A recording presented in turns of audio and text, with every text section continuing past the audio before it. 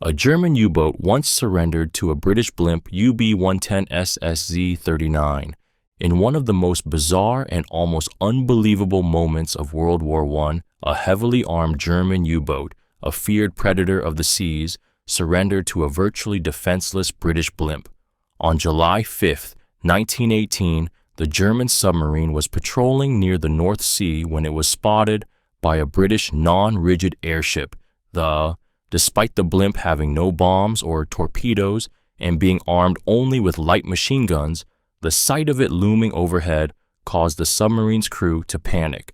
Already damaged and partially surfaced after a prior encounter, the German crew mistook the airship as a signal of a larger, impending British attack. They hastily raised a white flag and abandoned ship, effectively surrendering to a balloon. At first glance, this moment feels almost comedic, like something out of a wartime farce, but beneath the absurdity lies a powerful emotional truth about fear, perception, and human fragility during war.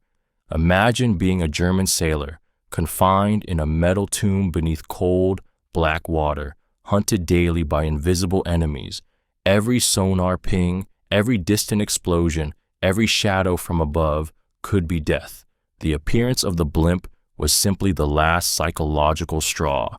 There is something haunting about men surrendering not to force, but to the mere idea of overwhelming force. It reminds us that wars aren't won only with guns or ships. They're also waged in the mind. The image of hardened sailors leaping into the sea to escape a floating canvas shell is both tragic and strangely poetic. It underscores how terror, once planted, can grow beyond reason, and how in war, even the sky itself can become a weapon. Shell shock was seen as cowardice. During the early years of World War I, soldiers who exhibited signs of what we now recognize as post-traumatic stress disorder were often branded as weak, unmanly, or even treasonous. The term shell shock emerged to describe the trembling, vacant stares, mutism, violent tremors, or complete mental breakdowns witnessed in men after prolonged exposure to the horrors of trench warfare. But military authorities and much of society didn't see broken minds. They saw broken discipline. Rather than being met with compassion, these soldiers were ridiculed, court-martialed, sometimes even executed for desertion or cowardice in the face of the enemy.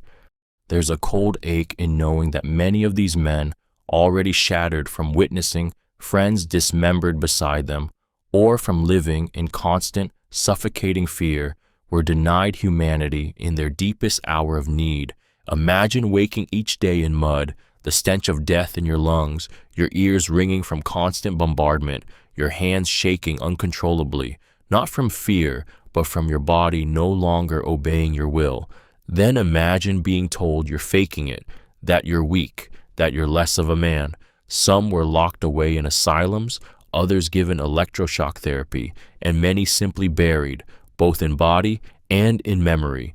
The stigma was so severe that soldiers often tried to hide their symptoms, forcing smiles in the daylight and sobbing silently at night.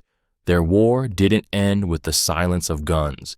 It echoed on, unheard and untreated, and for far too many, the battlefield followed them home, invisible but never absent. Glow in the dark watches used toxic radium. In the silent trenches and dark battlefields of World War I, time became more than just a measure. It became a matter of life and death. Soldiers needed to synchronize attacks, monitor patrols, and check the hour in pitch-black conditions. To solve this, manufacturers introduced glow-in-the-dark watches that used a miracle substance, radium. At the time, radium was hailed as a scientific marvel, capable of glowing for years without electricity. What soldiers didn't know, what no one fully understood, was that this soft green glow came at an unspeakable cost. Radium is radioactive, highly so. These watches weren't just innovative, they were deadly. Soldiers wore them strapped tightly to their wrists, kept them tucked under pillows, and even pressed them close to their faces to check the time. The radiation didn't just seep into their skin, it invaded their bones, their blood, their future.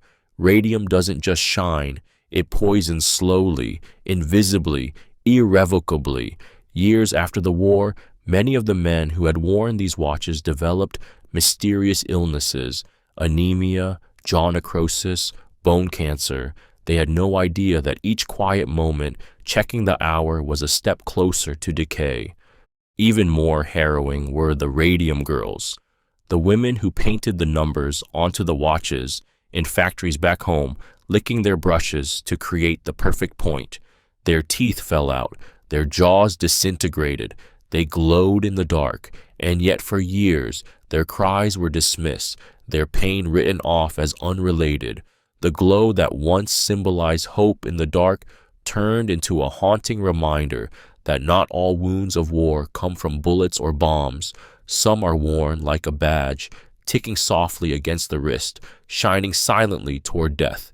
Ottomans had camel-mounted machine guns. In the blistering heat of the Middle Eastern deserts during World War I, the Ottoman Empire deployed one of the most unconventional and jarring weapons of the war, camel-mounted machine guns. These beasts of burden, long seen as gentle symbols of desert endurance and trade, were transformed into mobile platforms of destruction, with heavy machine guns strapped to their humps and Ottoman gunners riding atop or beside them. These camels moved through dunes and rocky passes, not as caravans of peace, but as instruments of war. The image feels almost mythic, a camel lurching through the sand, eyes wide and flanks heaving, while behind its head a machine gun rattles out death across the horizon. It clashes violently with everything we associate with the creature. Camels, symbols of patience and survival, now made to carry the thunder of human rage. It wasn't just tactical innovation, it was desperation, adaptation, and spectacle rolled into one. These mobile units were meant to outmaneuver British forces, particularly Lawrence of Arabia's guerrilla bands and advancing Allied troops. Camels could go where jeeps and horses failed. They didn't need water for days, and they knew the terrain like muscle memory. But strapping a machine gun onto a living animal made of muscle, bone, and panic wasn't without horror. Imagine the terror of the camel itself, caught in the noise, bucking and stumbling under the metal weight and human screams. For the gunners, too, there was something surreal about it. You weren't just a soldier.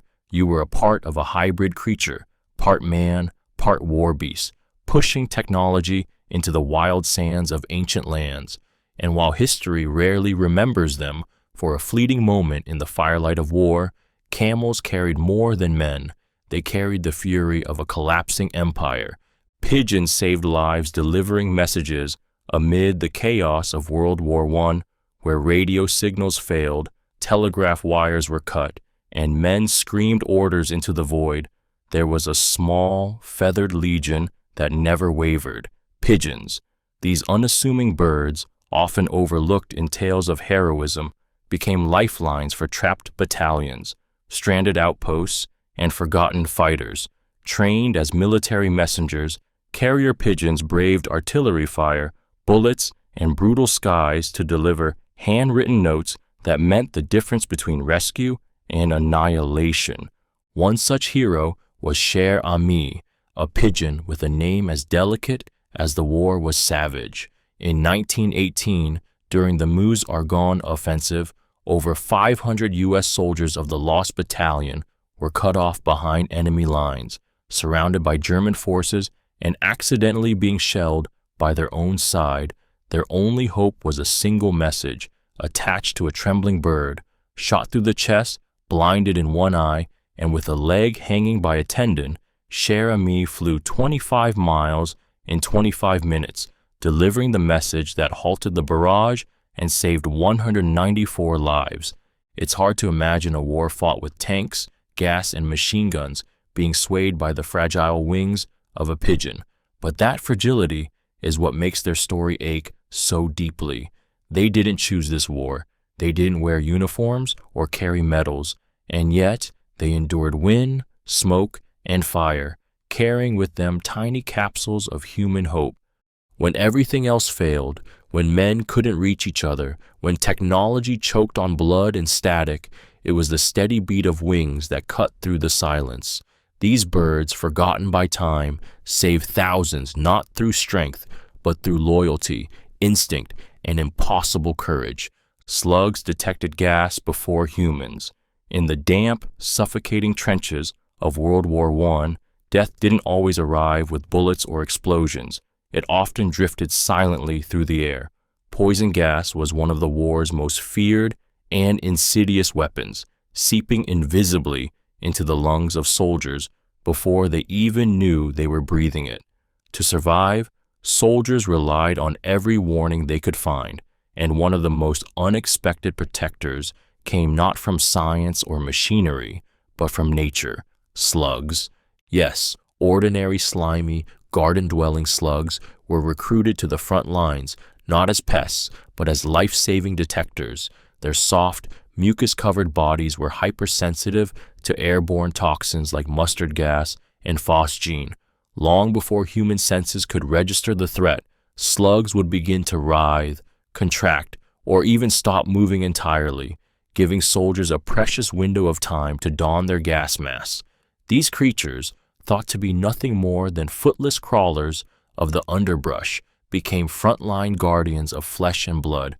There's something almost heartbreaking in the image: a silent slug placed carefully in a box or on a trench wall, its tiny body responding to a chemical nightmare it couldn't comprehend. No weapon, no escape, just suffering in silence so that others might live. And for the men watching them, knowing that their lives depended on something so small, so overlooked, must have shifted something inside. These creatures became more than just animals. They were alarms, companions, even comrades. In a world where machines failed and human senses were too slow, nature whispered warnings through slime and stillness. The most unassuming life form became a sentinel against death, reminding us that in war, salvation often comes not in force, but in feeling.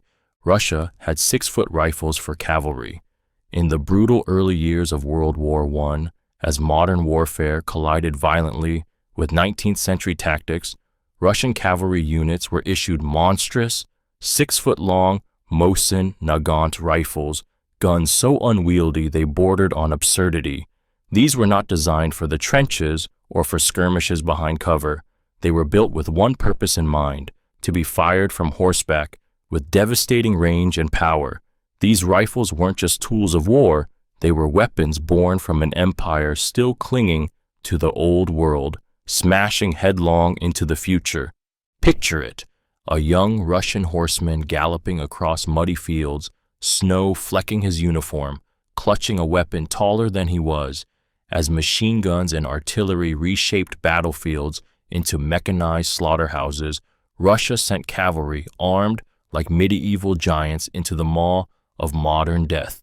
These rifles were longer than many spears, difficult to maneuver, nearly impossible to reload quickly, but they packed a brutal punch, especially against lightly defended enemy flanks or scattered infantry. Yet the reality on the battlefield was heartbreak. Horses collapsed under fire, riders fell before they could aim. The 6-foot rifles, majestic in design, became burdens, symbols of a military not yet ready for the machine age. Soldiers strapped them to their backs like spears, or leaned them against dying comrades to reload. Some saw them as status, others cursed them as death sentences, and still these men rode into the gunfire, into the trenches, into history, armed with relics of a fading empire and hearts too stubborn to surrender. There's something deeply tragic and almost cinematic in those rifles, huge, slow, proud, facing down a world that was no longer built for them. Austro-Hungary had only 9 big ships. At the dawn of World War I, the Austro-Hungarian Empire stood among the great powers of Europe, its name conjuring images of grandeur, imperial pride, and sprawling territories stretching across Central Europe. But behind this facade of might lay a startling truth. When it came to naval strength, the empire was astonishingly fragile. Despite controlling vast coastlines along the Adriatic Sea, Austro-Hungary's entire fleet of modern dreadnoughts, those colossal, steel-plated warships that define naval dominance, numbered just nine ships, nine symbols of an empire attempting to punch above its weight while teetering on the edge of collapse. These were not merely boats. They were the pride of the empire, floating palaces of steel and gunpowder. Each one represented a colossal investment, a desperate attempt to stay relevant in a world where Britain's Royal Navy alone had dozens. But what happens when you send an empire to war with 9 fists and your enemies show up with 100? The answer isn't just military imbalance, it's psychological erosion. Imagine being a sailor aboard one of those few ships, knowing you were one of the last threads holding your empire's naval dignity together. Every storm, every enemy sighting, every rumbling in the engine room carried more weight than it should, because the loss of even one ship wasn't just a tactical setback, it was a humiliation. And so they stayed mostly in port, guarded, preserved, unused, symbols of power rendered impotent by fear. Those 9 ships became iron cages for the empire's insecurity, reminders that pride alone can't hold the tide. Behind every gleaming hull was an echo of desperation. Behind every silent cannon, a whisper of obsolescence. One Canadian captured 93 Germans alone. In the blood-soaked spring of 1917, amid the roar of artillery and the screams of the wounded at Vimy Ridge, a lone Canadian soldier named Private Francis Pegamagabo carved his name into the very bones of history. Armed with only his rifle, grit, and a will hardened by both war and prejudice, he single-handedly captured 93 German soldiers. No reinforcements, no backup, just one man crawling through mud, smoke, and barbed wire, facing a tide of enemies and turning it in his favor. Pegamagabo wasn't just a soldier, he was an Ojibwe sniper, a marksman so feared that German troops whispered of a phantom death lurking in the shadows. He moved like wind across the battlefield, silently eliminating enemy sentries, gathering vital intelligence, and ghosting back to his unit before anyone even noticed he was gone. But it was during one frenzied assault, when his company was pinned and morale was breaking, that he did the unthinkable. Under relentless fire, he flanked a German machine gun nest, dropped multiple gunners, and held the rest at bay. Then, rifle in hand and fury in his chest, he herded 93 dazed, frightened, and armed enemy soldiers back through no man's land, alone. He walked them to his commanding officer, like cattle, with blood on his boots and fire in his eyes. Yet back home, Pegamagabo wasn't celebrated like others. As an indigenous man in a white man's war, he returned to a country that still denied him the right to vote. The irony is suffocating. A hero on the battlefield, yet invisible in peace. His courage didn't just defy the enemy, it defied a nation's failure to see the man behind the uniform. His legacy? It's not just bravery, it's injustice wrapped in glory. A WWI tree still leaks metal-laced sap. In the haunted fields of Verdun, where the earth was ripped apart by one of the longest and bloodiest battles of World War I, there stands a single tree, scarred, gnarled, weather-beaten, that weeps like a living ghost. This tree, rooted in the memory-soaked soil of a battlefield that claimed over 700,000 lives, still bleeds. Its sap, tinted a dull, metallic hue, seeps slowly from its bark, not clear or golden like nature intended, but laced with iron and traces of heavy metals, remnants of the war that never truly ended beneath its roots. This isn't folklore. The soil around Verdun remains so contaminated with shrapnel, rusted ammunition, and chemical residue that even today, over a century later, the land continues to poison what tries to grow from it. This particular tree absorbed those toxins, those micro fragments of bullets and bombs, year after year, and now, Each time its bark splits open, it doesn't just bleed sap, it bleeds history.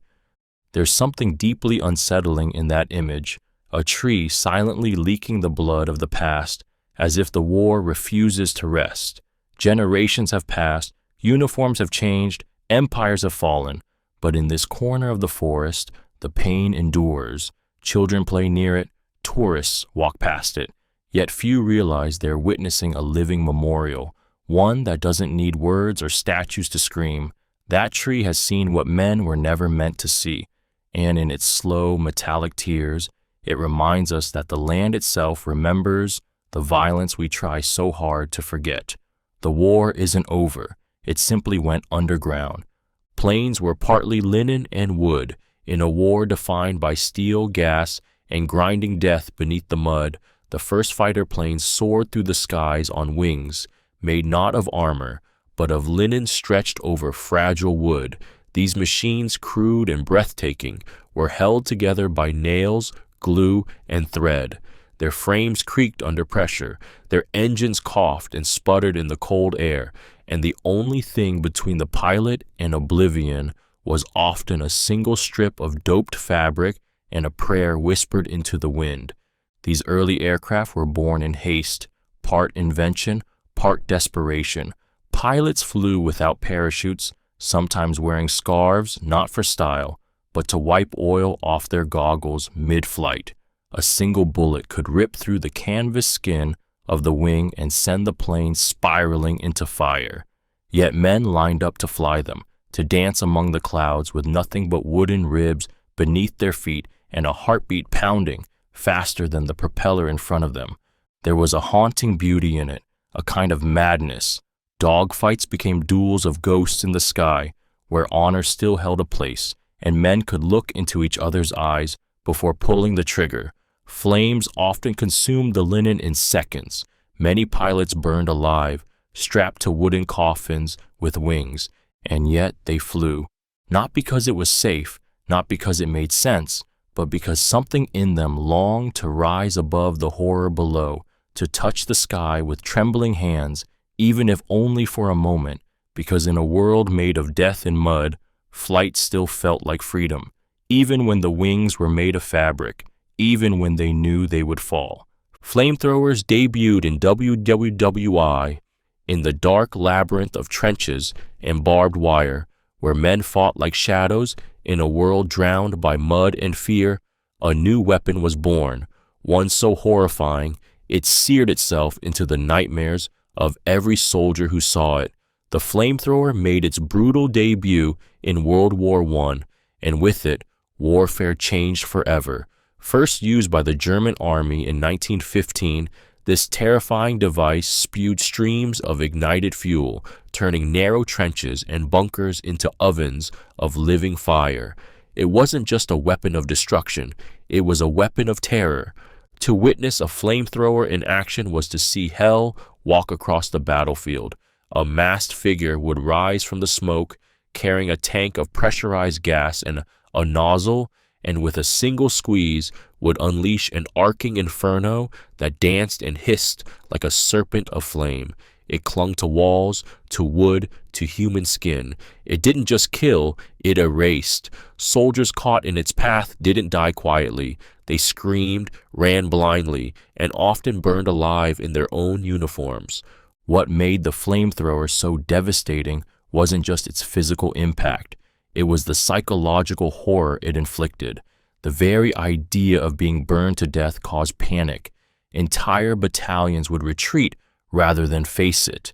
There was no shelter, no strategy, no glory, only the raw, primal terror of fire. And for the men who wielded them, there was no comfort either. Flamethrower operators were often the first targeted by enemy snipers, seen as monsters in human form. In a war already defined by mechanized death, the flamethrower reminded everyone that cruelty didn't need a bullet, it only needed a spark. French troops mutinied in 1917. In the spring of 1917, the French army, the very backbone of the Allied front in Europe, fractured under the unbearable weight of betrayal, exhaustion, and endless slaughter. After years of unimaginable losses, over 1 million French soldiers had already died. Hopes were dashed at every turn, and when the infamous Nivelle offensive promised swift victory, but instead delivered over 100,000 new casualties in mere weeks, something inside the soldiers broke, not their loyalty to France, but their faith in the men who led them. What followed was one of the most widespread, haunting acts of resistance in military history. Over 30,000 French troops laid down their rifles, not in cowardice, but in pain. They sang as they refused orders, wrote to their mothers, painted slogans on walls. They didn't flee the battlefield.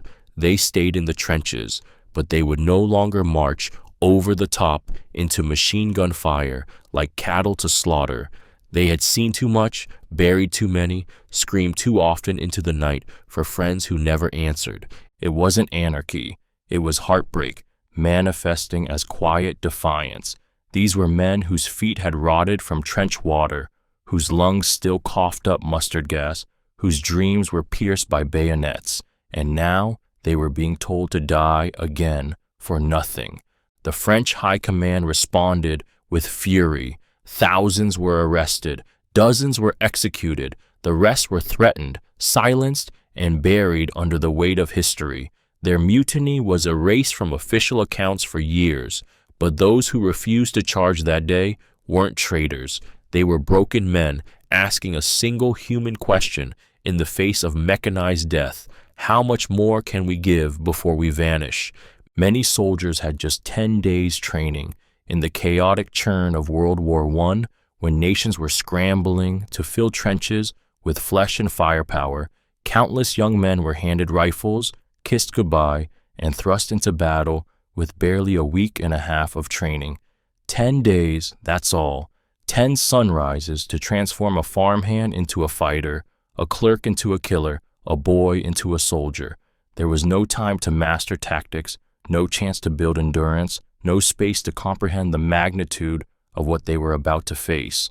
These men didn't walk into war prepared. They were thrown in, wide-eyed and breakable. Training camps overflowed with recruits, while instructors, often outnumbered and overwhelmed, raced through drills like ticking clocks.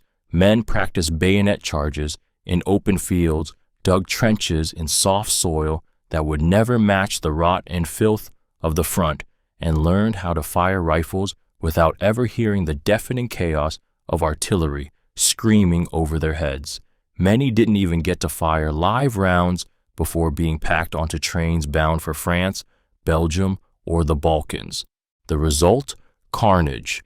Inexperience turned men into casualties.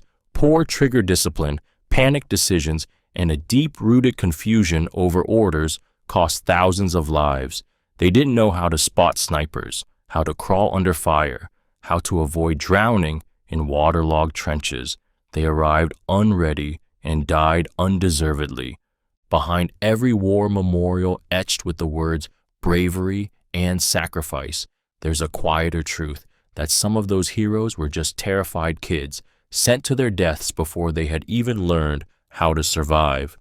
10 days, not enough to learn, just enough to say goodbye. The first tank was named Mother. In a war that shattered flesh and ground men into dust, the first glimmer of something monstrous and miraculous crawled across the battlefield in 1916, an armored behemoth of steel and fire, slow and deafening, unstoppable by rifle or barbed wire. They called it Mother, not as a symbol of comfort, but as the prototype, the first tank from which all others would be born. It was a name soaked in irony because this mother did not nurture. It tore through earth and corpses alike. Developed in secrecy by the British under the guise of a water-carrying vehicle, Mother was over 30 feet long and weighed nearly 30 tons. It groaned like a dying god and moved slower than a walking man, yet it had the power to flatten trenches, crush barbed wire, and spew bullets in all directions through its side-mounted guns. When it first appeared at the Battle of the Somme, German soldiers panicked. They fired rifles that pinged off its hull like rain against stone. It was the dawn of mechanized horror. Inside, however, it was hell. The crew suffocated in heat, oil fumes, and deafening engine roars. There was no suspension, just bone-rattling vibrations. Men vomited, passed out, or bled from the noise alone. It was so loud that orders had to be shouted inches from each other's faces. Still, they drove it forward, because something had to break the stalemate, something inhuman, and Mother was that thing. Not a womb, but a war machine, not a giver of life, but a birthmark on the face of modern slaughter. From her came the legacy of tanks, steel titans of every war since.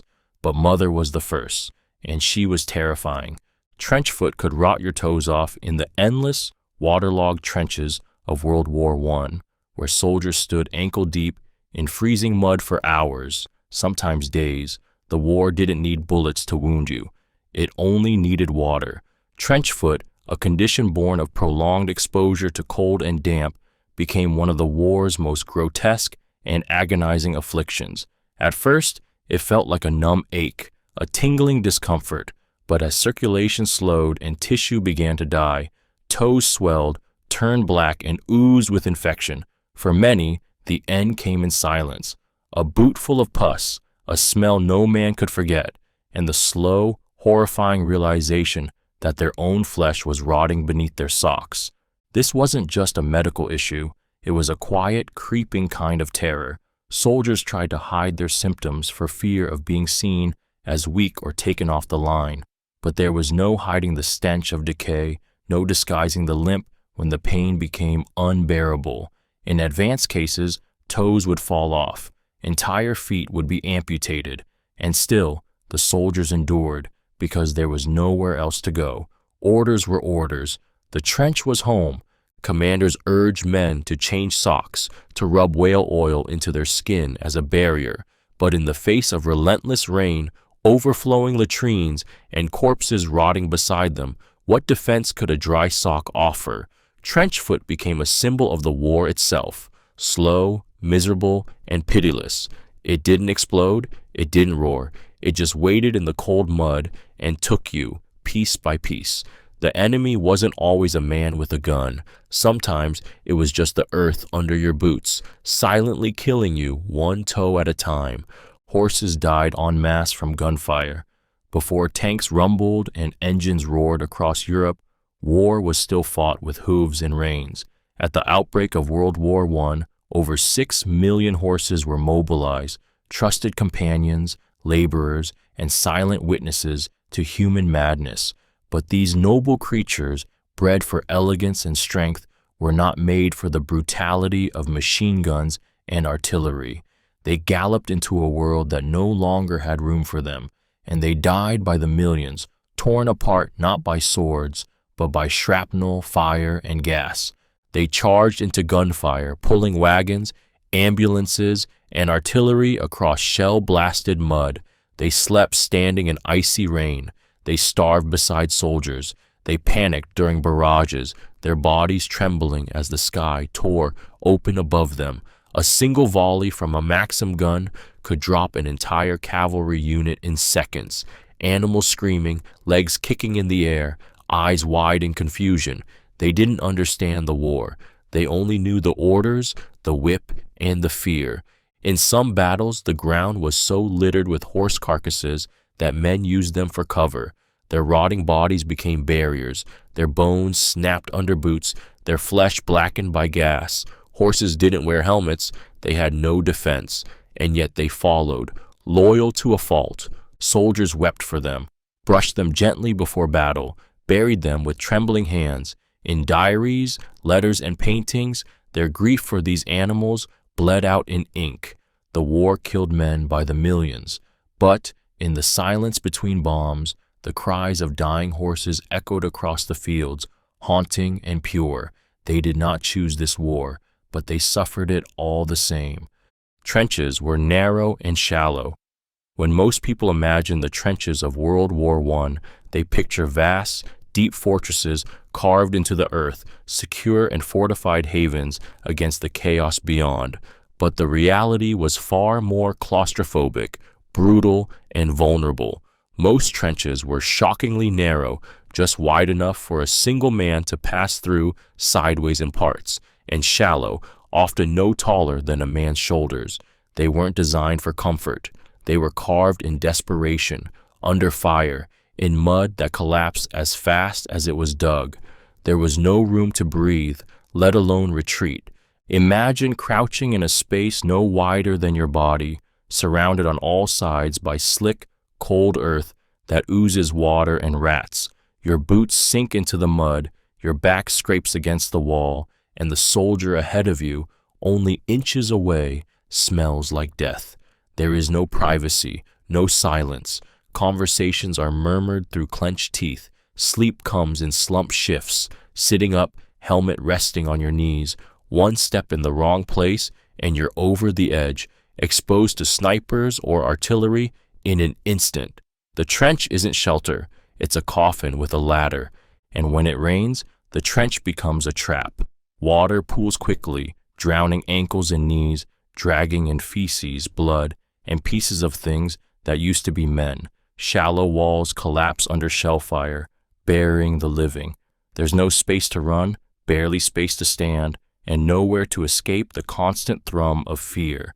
The trenches didn't just confine bodies, they crushed spirits. They weren't engineered sanctuaries. They were wounds carved into the land, raw and open, refusing to heal, and inside them, men waited, not for victory, but for survival. Chatting meant picking lice. In the lice-infested trenches of World War I, the word chatting didn't mean conversation. It meant survival. It meant rolling up your sleeves, crouching in dim candlelight, and pinching tiny parasites off your skin before they drove you mad. The men called them chats, a grim joke that turned a daily horror into something bearable. With no clean clothes, no hot water, and bodies wrapped in sweat-soaked wool for weeks, every soldier became a host to thousands of lice that burrowed into seams, laid eggs in collars, and feasted on blood day and night. Soldiers sat shoulder to shoulder, hunched over their uniforms, fingernails digging into fabric. They passed time by talking about home, about fear, about nothing at all, while flicking lice into the flames or crushing them between thumbnails with a sickening pop. The air stank of mildew and rot, but in these small moments, there was strange intimacy. Brothers in filth, brothers in flesh. Chatting became ritual, a way to cope, a way to reclaim the smallest piece of control in a world stripped of humanity. But lice weren't just itchy. They spread trench fever, a debilitating illness that brought fever, pain, and weeks of recovery in a war where time was death. Some men scratched themselves bloody in their sleep. Others tore off their shirts in fits of madness. The lice always came back. No medals were given for this, no songs written, just soldiers picking through the seams of their misery, one parasite at a time.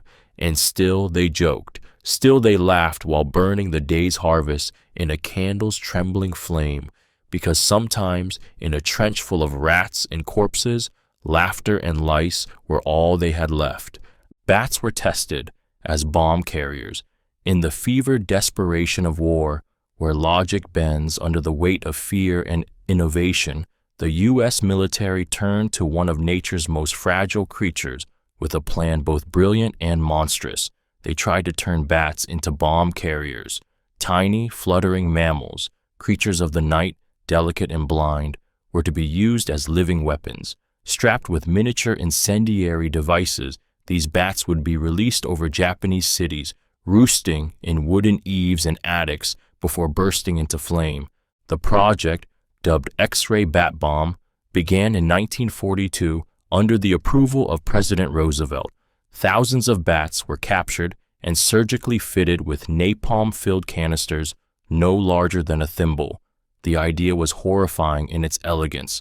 Bats would infiltrate where planes couldn't, their natural instinct to seek out dark corners, turning them into tiny time bombs scattered across enemy infrastructure. A single drop could unleash a storm of fire from 1,000 rooftops, without warning, without mercy. But nature rebelled. During testing, the bats were accidentally released prematurely, setting fire to the U.S. Army's own air base in New Mexico. The creatures scattered chaotically, some igniting mid-flight, others diving into hangars and barracks. It was a grotesque ballet of panic and flame. Ultimately, the project was abandoned. Still, the very idea lingers like ash, that humanity could look at a harmless animal and see not wings, but weapons, that we could hijack instinct, twist biology into strategy, and send life to deliver death. In a war already overflowing with cruelty, this plan was proof of something deeper, that in the madness of total war, even the quiet flutter of wings could become an omen of fire. Zeppelins silently bombed London. In the dead of night, when the city of London lay quiet beneath gaslit streets and slumbering children, the war came from the sky, not with a roar, but with a whisper. Zeppelins, those monstrous floating leviathans of hydrogen and steel, drifted silently above rooftops like ghostly predators. Suspended beneath their massive ballooned bellies were bombs, lethal, indiscriminate, and blind. Civilians, once convinced the war was distant and contained to muddy foreign fields, awoke to the sound of shattering glass, collapsing homes, and the piercing wail of terror overhead. It was the first time in modern history that a capital city had been bombed from the air, and it changed everything. Zeppelins glided thousands of feet above the ground, almost invisible in the dark sky. Their engines purred, not roared, and by the time anyone saw their shadow pass over the moon, the bombs had already fallen. Churches crumbled, schools shattered, a woman's kitchen became a crater, a child's bed turned to shrapnel. The illusion of safety, of distance from war, vanished in one quiet, chilling descent. Londoners began sleeping in underground stations. Some wore gas masks to bed. The fear wasn't just of death, it was of not knowing when. The air itself had become a threat. People stared upward with dread, waiting for the night to betray them again. Even when they were shot down, the Zeppelins didn't fall. They exploded, lighting the sky in flames so bright they could be seen from counties away. Their crews burned alive, plummeting in silence just as they had arrived, and for the people below, it was proof that even heaven had become a battlefield. U.S. troops visited official brothels. Behind the battle lines of World War I, where mud and blood defined every waking moment, the U.S. military quietly sanctioned one of its most controversial wartime policies. American soldiers, thousands of miles from home, were permitted to visit official brothels. These weren't just hidden encounters in alleyways or unspoken arrangements.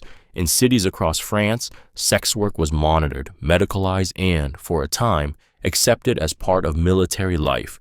To fight a modern war, the army believed it had to manage everything, including desire. The brothels were licensed, their women inspected for disease, and troops were often marched in like they were reporting for duty. There was a clinical coldness to it, intimacy reduced to logistics. But beneath that coldness, something deeper stirred. Many of these men were barely out of adolescence, flung into slaughter, their minds unraveling under shell fire. The brothels offered not just pleasure, but escape, if only for an hour, from the howling silence of war. For some, it was the first human touch in months. For others, the last before they died. But the practice drew fire. Religious groups back home were outraged. Military chaplains balked. The growing fear of venereal disease turned policy against the brothels. By 1918, visits were discouraged, then forbidden. Yet the soldiers still came, desperate for something tender, in a world that offered none. The women, too, bore scars. Many had no choice. They smiled for boys who'd be dead next week. They held trembling hands, whispered foreign words of comfort, and watched the war pass through their doors in waves. It wasn't just about sex. It was about loneliness, fear, and fleeting humanity in a place designed to erase all three. The Vatican's peace efforts failed. As the world bled in trenches and fields turned to graves, the Vatican, silent, ancient, cloaked in ritual and prayer, attempted to speak above the roar of artillery. In 1917, Pope Benedict XV, witnessing a war he called the suicide of civilized Europe, reached out to the warring nations with trembling parchment and unwavering faith. His appeal, now known as the Note of Peace, pleaded for a return to humanity. No annexations, no punishments, just an end to the carnage. But his words, steeped in compassion and desperation, were swallowed by the steel appetite of war. The Vatican was neutral. It had no army, no trenches, no tanks, only words. And in 1917, words were not enough. Leaders dismissed him. Germany gave a polite nod, Italy bristled with suspicion, and the Allies ignored him altogether. Britain and France even barred his proposals from their newspapers. The Vatican was seen not as a moral anchor, but as a nuisance. Diplomats scoffed at his pleas, calling them naive. To the soldiers buried in mud, perhaps they were. To the millions of families clinging to hope, they were not. Imagine writing letters to men who had just watched their sons vaporized by shellfire, asking them to forgive and forget. Imagine begging for peace while leaders sat in warm rooms drawing maps of future victories with hands red from the blood of boys. The Pope's voice echoed through marble halls and vanished into smoke. His note ended with a prayer, "Let them hear our cry." But the cannons answered louder, and the world chose not to listen. In a time when even God felt far away, the Vatican offered peace, and war turned its back. Native languages were used as code. In the thick, suffocating fog of World War I, where coded messages were intercepted, translated, and used to turn victories into traps, the U.S. military stumbled upon an unlikely secret weapon: Native American languages. In an age of radio transmissions and wiretaps, where every word risked betrayal, the Army turned to the tongues of people it had once tried to erase. Choctaw soldiers, fluent in their ancestral language, began speaking on the battlefield, not as warriors of forgotten tribes, but as living ciphers, delivering orders the enemy couldn't decode. The Germans were expert code breakers. They cracked ciphers faster than they could be changed, but when two Choctaw men casually spoke across a line about troop movements and no interception yielded understanding, something clicked. The U.S. quickly recruited more Choctaw speakers and began transmitting entire operations in the language. Suddenly, the impossible became invisible. Orders flowed freely, surprise attacks regained their element, and lives, thousands, were saved because the enemy simply had no key to this ancient oral code. But the deeper irony cuts like glass. These men, who were once beaten for speaking their language in boarding schools, were now hailed as heroes because of it. A culture nearly extinguished by colonization became the backbone of battlefield intelligence. Their fluency, once a mark of shame, became their power. They weren't just translators. They were guardians of a tongue older than the war itself, a language born from the earth, now echoing through radios and trenches, carrying not just tactics, but resilience, survival, defiance. And when the guns finally fell silent, there were no medals waiting for most of them, no fanfare, just silence, again.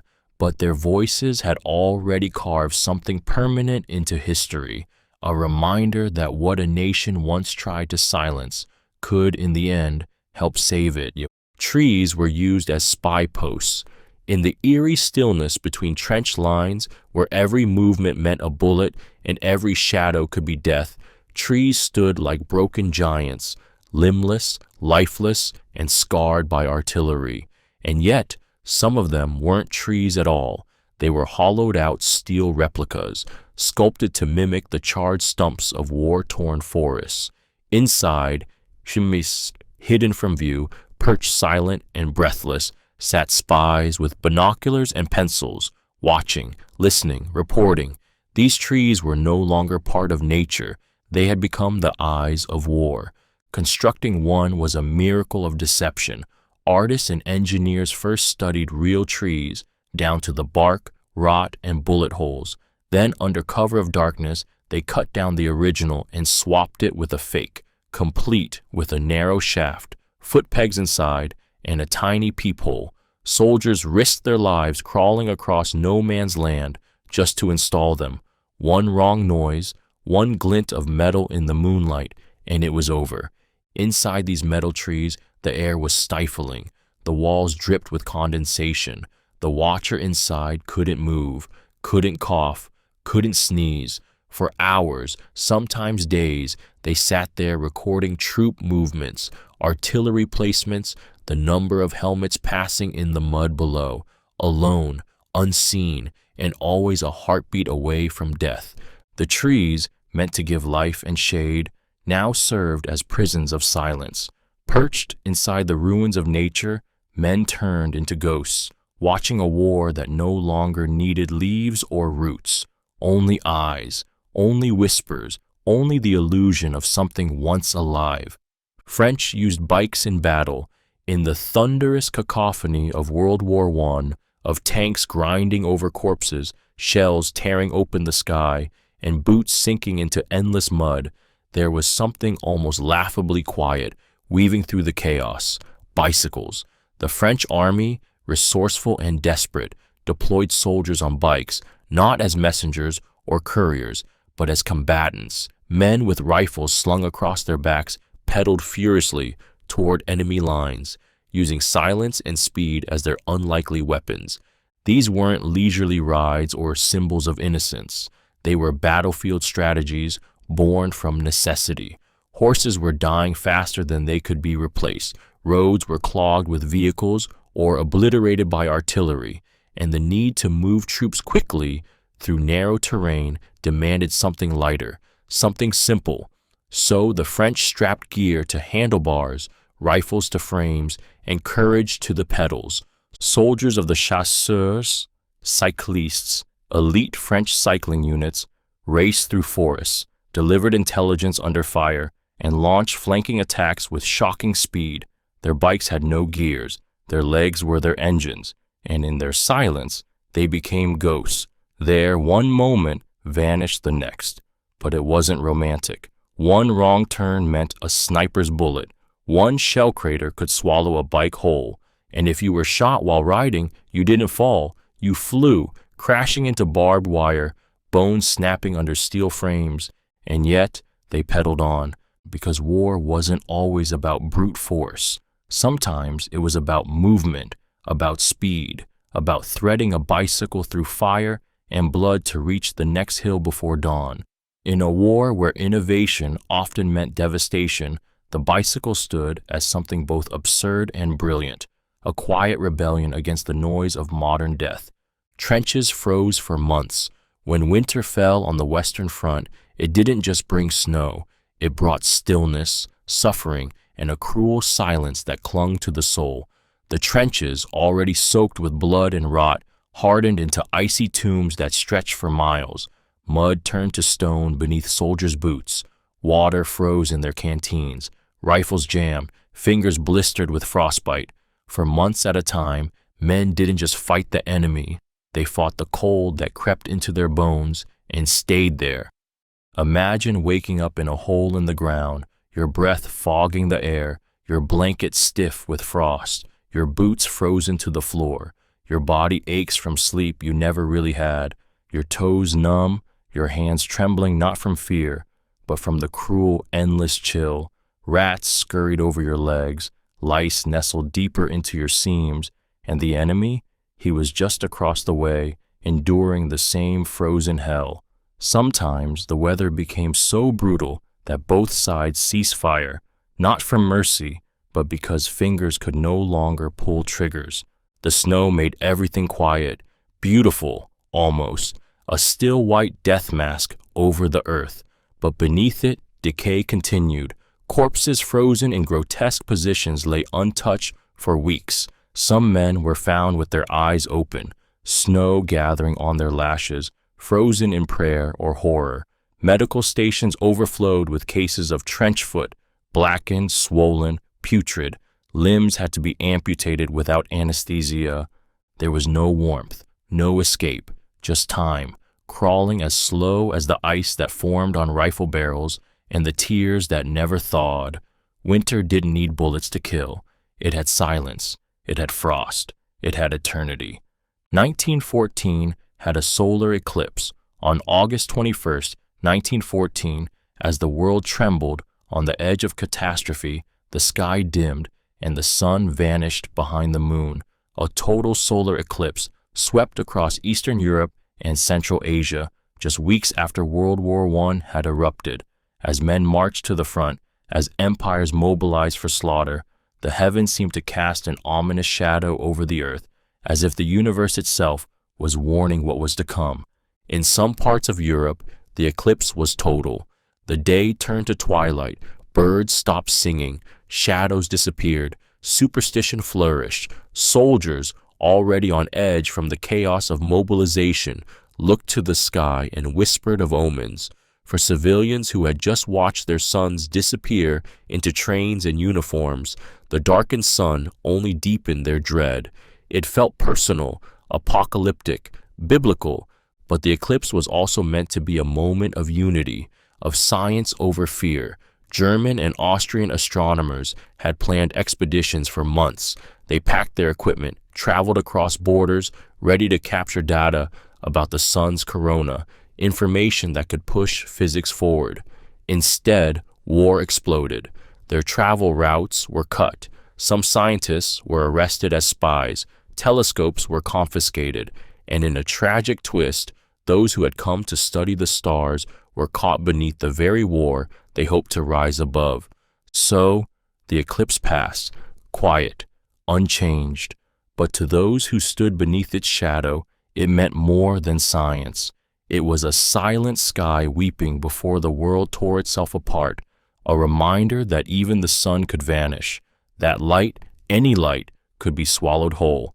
Shells were heard 140 miles away. On the morning of March 21st, 1918, the earth opened its mouth and screamed. At 4:40 a.m., over 1 million artillery shells were unleashed by German forces in a single deafening barrage along the Western Front. The thunder was so colossal that it rattled windows in Paris, 140 miles away. People awoke thinking there had been an earthquake, but it wasn't nature. It was man. It was steel. It was war at its loudest. This wasn't just sound. It was violence made airborne. Entire towns shook. Birds dropped from the sky. Horses reared and screamed. Soldiers were flung from trenches without ever seeing a single enemy. The air itself changed. Pressure crushed eardrums. Men bled from their noses. Some were driven mad by the sheer magnitude of the concussion alone. The sound didn't fade. It lingered, reverberating through the mud, through the rib cages of the living, through the shattered windows of distant villages where mothers held their children and whispered, "What was that?" It wasn't just one moment. It was the beginning of Germany's final, desperate offensive, Operation Michael. They hoped this overwhelming show of force would break the stalemate. Instead, it became one of the war's most haunting echoes. Survivors described the ground as alive, rolling like waves. Trenches collapsed, trees exploded into splinters, voices were lost in the roar. To hear the war from 140 miles away meant the battlefield had grown larger than maps, larger than borders. It meant the war was not confined. It was coming. It was everywhere. And in that moment, the very sound of death could travel farther than a man could run. Only 2 socks year for Brits. In the drenched, disease-ridden trenches of World War I, where the cold gnawed at bone and mud swallowed boots whole, British soldiers were issued just 2 pairs of socks per year. 2 for 365 days of rot, rain, and relentless marching. It sounds impossible, cruel even, but for the men of the front lines, it was grim reality. Their feet were their lifeline, and yet they were left to battle frostbite, infection, and trench foot with threadbare wool and fading hope. Imagine standing for hours, sometimes days, in freezing water, your socks soaked through, your boots stiff with filth. There's no chance to dry them, no warmth to be found. You peel off your socks and see your skin pale, cracked, and peeling like paper. Your toes turn black. Some go numb. Some never wake again. Infections spread. Men died from feet alone. Command knew the danger. Trench foot wasn't just an inconvenience, it was a slow amputation in real time. But the war machine was bigger than comfort. Socks wore thin, and resupply lines choked on blood and bureaucracy. Mothers and women back home began knitting by the millions. Wool for the wounded, socks for the forgotten. They bundled them with prayers, hidden notes, and quiet rebellion. Keep warm, come home. For some soldiers, that care parcel, a fresh pair of dry socks, felt more precious than bullets. It meant someone remembered that beneath all the mud, all the death, there was still softness in the world. But for too many, 2 pairs had to last through a year of hell, and for every step a soldier took in wet wool, he marched deeper into the silence of a war that spared nothing, not even their feet. Factories sabotaged their own ammo. In the shadowy heart of World War I's home front, far from the trenches and barbed wire, silent acts of defiance pulsed beneath the clang of factory hammers. Munitions workers, many of them women, the now famous munitionettes, began sabotaging their own ammunition, slipping faulty fuses into shells, weakening casings, or mispacking explosives. Some did it out of protest, some out of conscience, some simply because they couldn't bear the thought of more lives on either side being torn apart by the very bullets they crafted with blistered hands and sleepless eyes. It was not loud, it was not dramatic, it was quiet resistance with explosive consequences. Every defective round was a whisper in a soldier's ear. Someone wanted you to live. In France, Britain, and even in parts of Germany, rumors spread of workers who had lost sons, lovers, brothers, and now watched trains haul away the same metal that had shattered their families. They couldn't stop the war, but they could bend it. Just a little, just enough. Enough for one shell not to explode, enough for one gun to jam, enough for one enemy soldier to see mourning. But they risked everything. Discovery meant prison, disgrace, or worse. So they smiled. They sang as they worked, and sometimes, with trembling fingers, they loosened one bolt, one fuse, one secret rebellion in a world gone mad. It wasn't just war in the trenches, it was war in the factories, war between duty and grief, and behind every faulty shell was a heartbeat, a silent plea stitched into steel. No more. Urine-soaked rags equal first gas mass. When poison gas first slithered across the trenches of World War I, silent, invisible, and searing the lungs of every man it touched, soldiers had no protection. Chlorine gas, greenish-yellow and heavier than air, rolled into the trenches like a death mist. It didn't explode or roar. It crept, choking its victims slowly, turning lungs into froth, eyes into rivers of pain. The first time it was unleashed in 1915, men dropped their rifles, clawed at their throats, and died in wide-eyed silence. And in the chaos, desperation gave birth to a grotesque kind of genius. They soaked rags in their own urine and pressed them to their faces. It wasn't madness, it was survival. The ammonia in urine could neutralize some of the chlorine's acidic burn, just enough to breathe, just enough to live one more hour. Officers ordered men to pee into handkerchiefs, socks, bandages, whatever they had, and tie them across their mouths. Rows of soldiers, terrified and gagging, crouched in trenches with the acrid stench of their own bodies wrapped around their faces. It was dehumanizing, humbling, but it worked. Barely. There's a bitter poetry in it, how something as shameful, as private, as bodily waste became a shield against one of humanity's most brutal inventions. These were boys, most barely out of adolescence, forced to inhale the sour proof of their fear just to hold on to breath. And in that stench, in that moment, they became something more than soldiers. They became survivors. Before gas masks had filters and straps, before science caught up with cruelty, there was only instinct, only panic, only urine, and a desperate, choking hope that it might be enough to stay alive. Germans wore spiked helmets.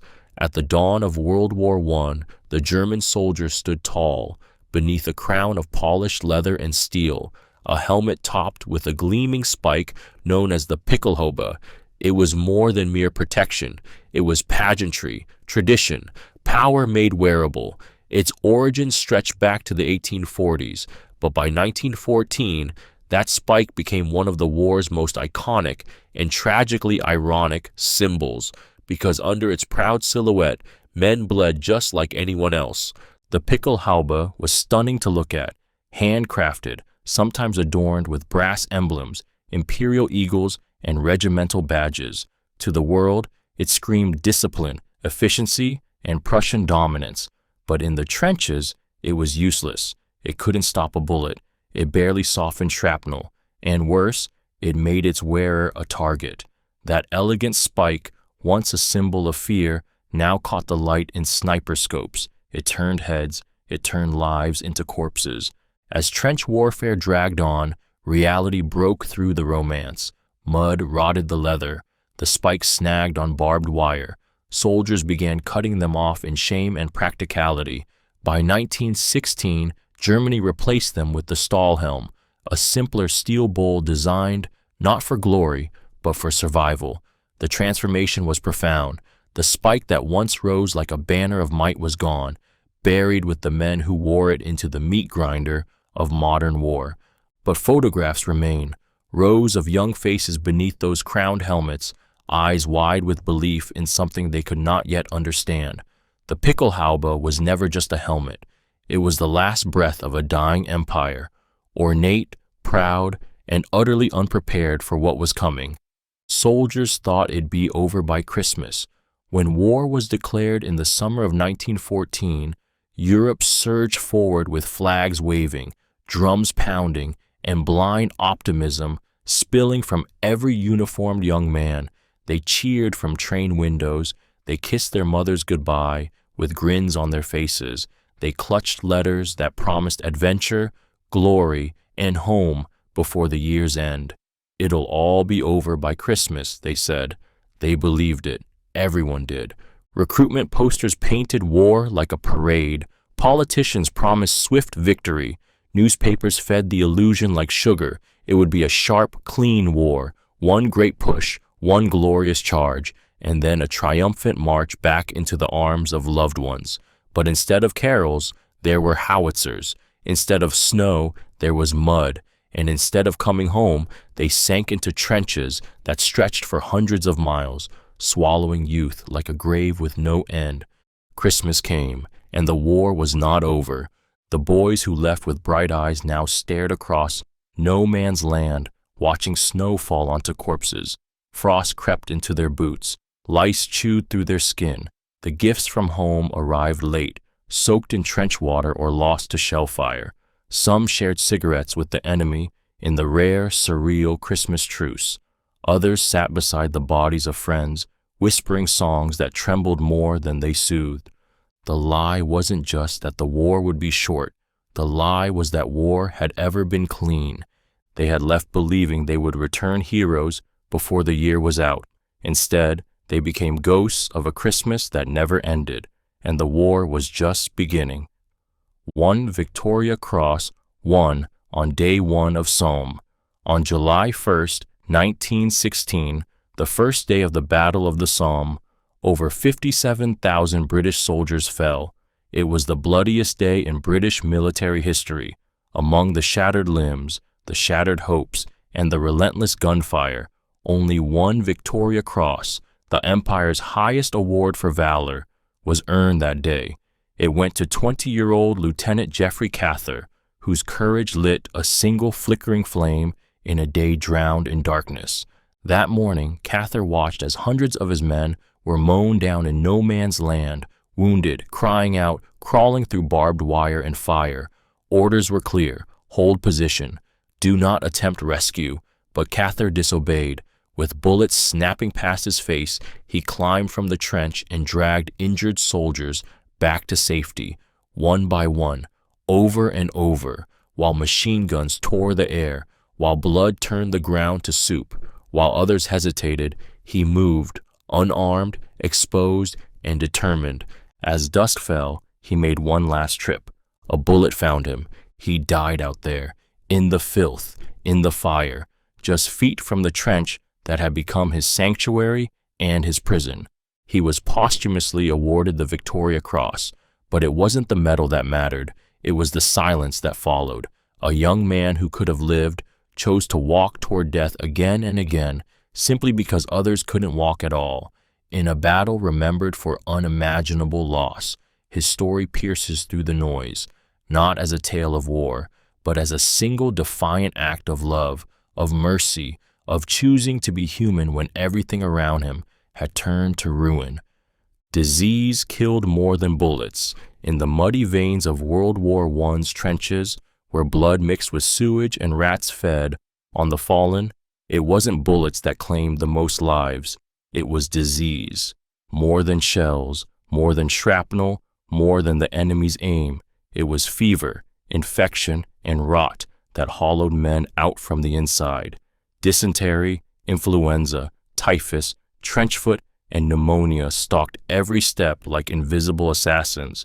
No warning, no mercy, just a cough, a shiver, and then a body carried out on a stretcher, if there was one left to carry it.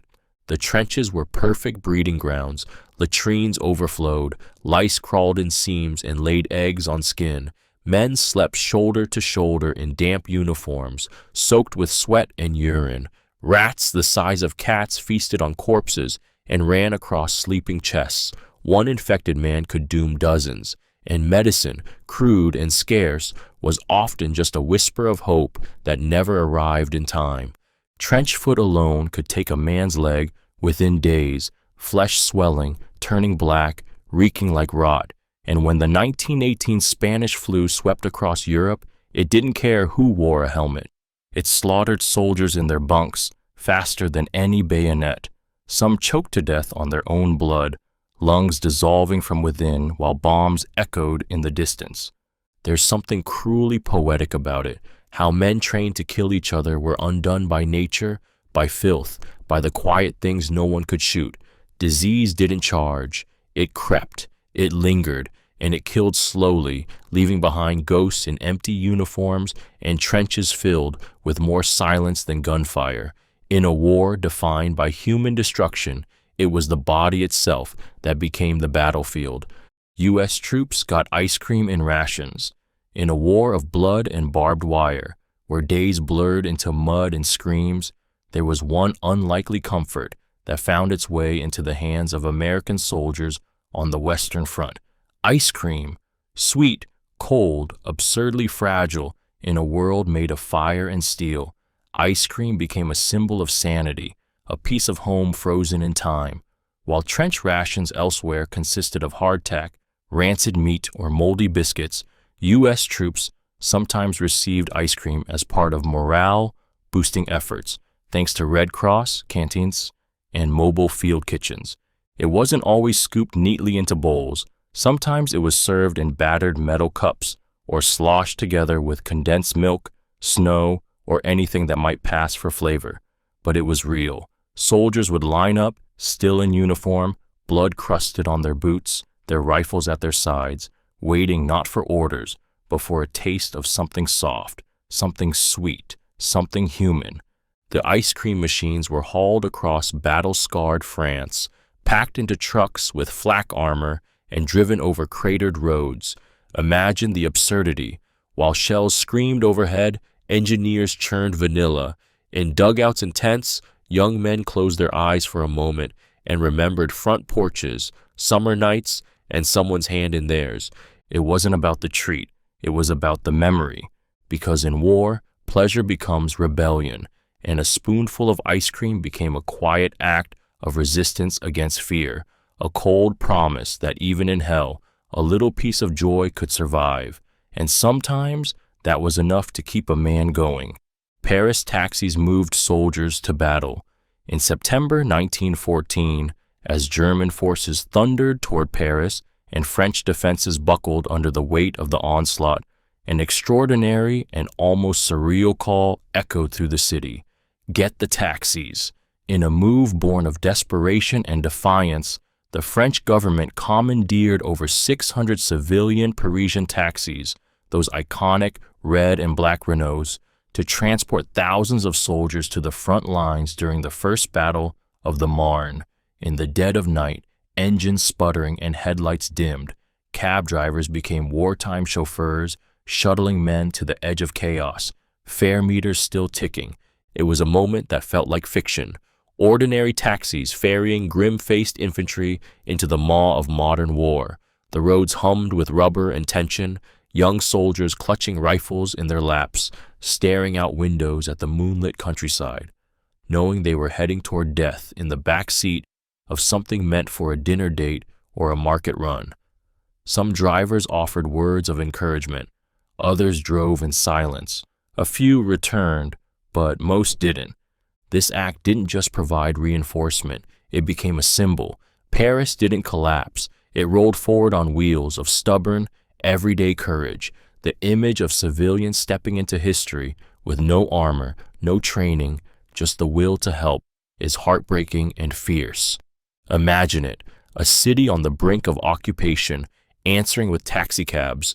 The soldiers arrived in time. The German advance was halted, and Paris was saved, not by generals alone, but by men with mustaches and fare cards, who turned the meter off and stepped into legend. Youngest fighter was just 12. In a war where boys became men too soon, one went even further, into legend, into tragedy. His name was Sidney Lewis, and he was only 12 years old when he fought in World War I. Lying about his age, fueled by patriotism, pride, or perhaps the quiet desperation to prove something in a world unraveling, Sidney tricked the British Army's recruiters and was sent to the front lines, where death didn't care how old you were, only that you bled when struck. He wasn't alone. Thousands of underage boys enlisted, some as young as 14. They stood on tiptoes during medical exams, deepened their voices, borrowed older brothers' documents. The war craved bodies.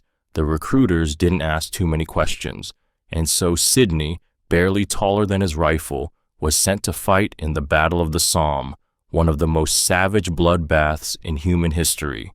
Picture it, a child in oversized boots, carrying a pack nearly half his weight, trudging through mud soaked in the blood of men 3 times his age. The ground trembled beneath him with every shell. He watched friends, brothers in arms, scream, vanish, and die. He loaded, fired, reloaded again, not from training, from instinct, from fear. When his mother discovered the truth, she raised hell. After a letter campaign and government pressure, he was pulled from the front and discharged. But the scars stayed. Sidney Lewis didn't die in the war, but something in him did.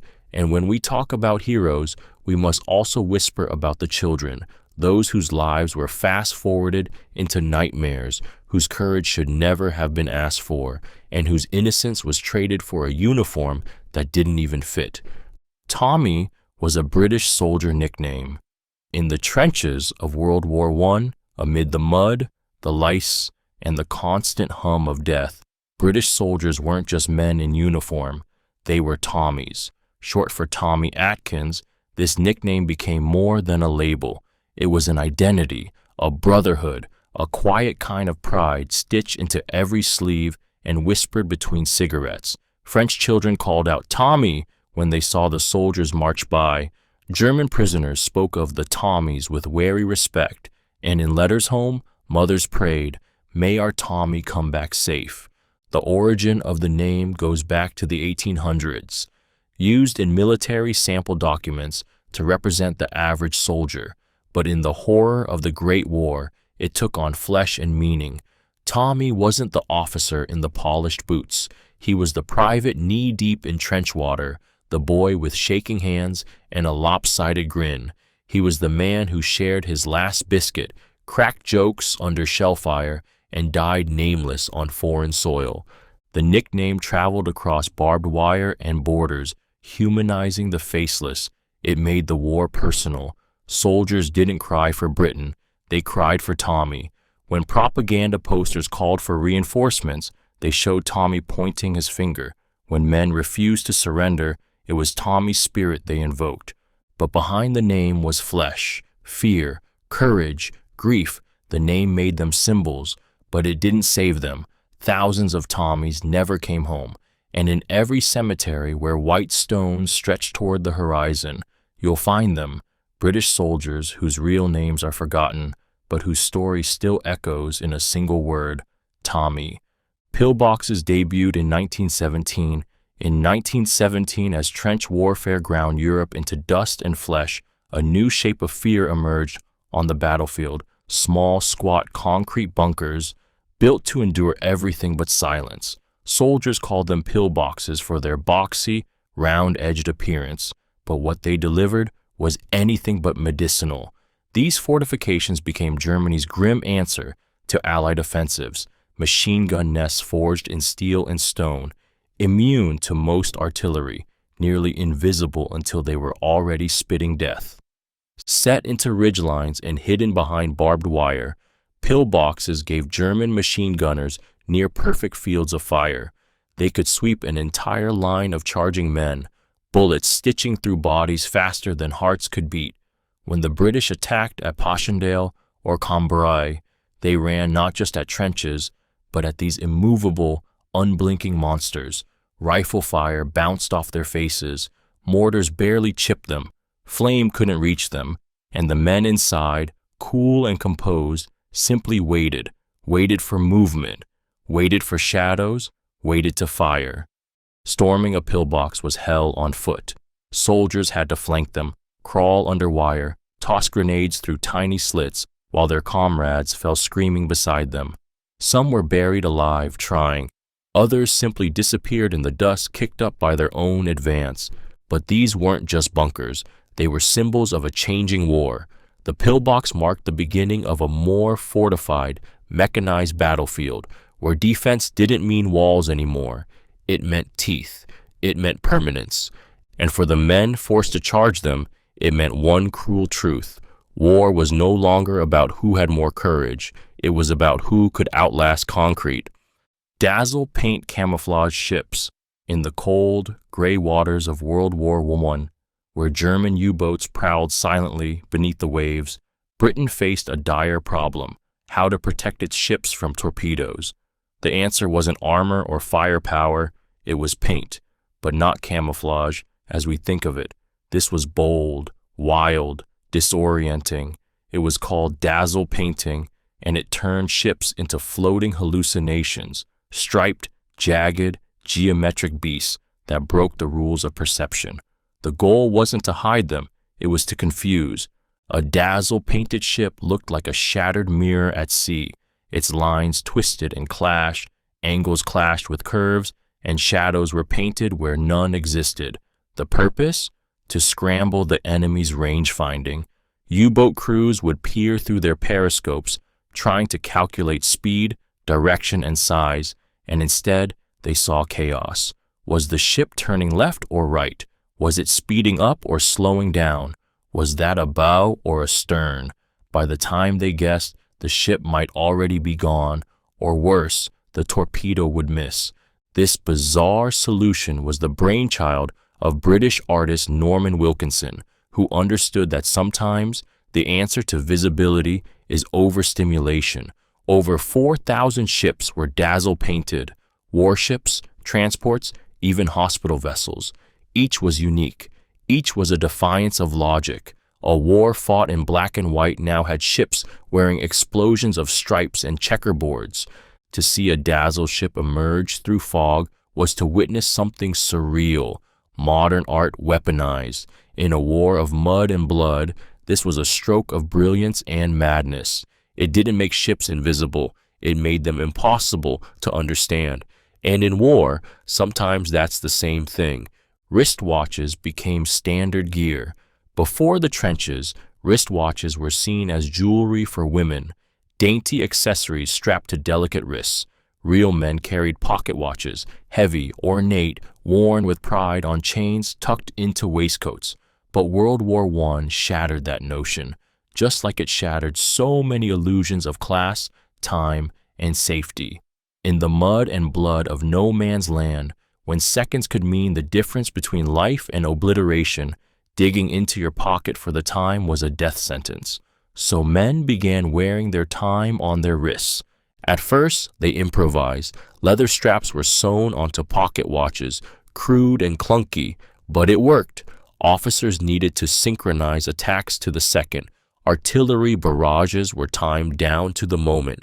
Troops had to go over the top exactly when ordered. No sooner, no later. And so the wristwatch became not just a convenience, but a necessity. It kept men alive. It kept battles coordinated. It became, quite literally, a lifeline strapped to the pulse.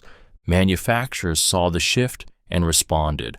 The first military wristwatches were rugged, luminous, sometimes armored with metal covers or thick glass. They weren't for show anymore. They were tools of war. And when the soldiers came home, they brought that habit with them. Suddenly, wristwatches weren't feminine. They were masculine, practical, heroic. The world never went back.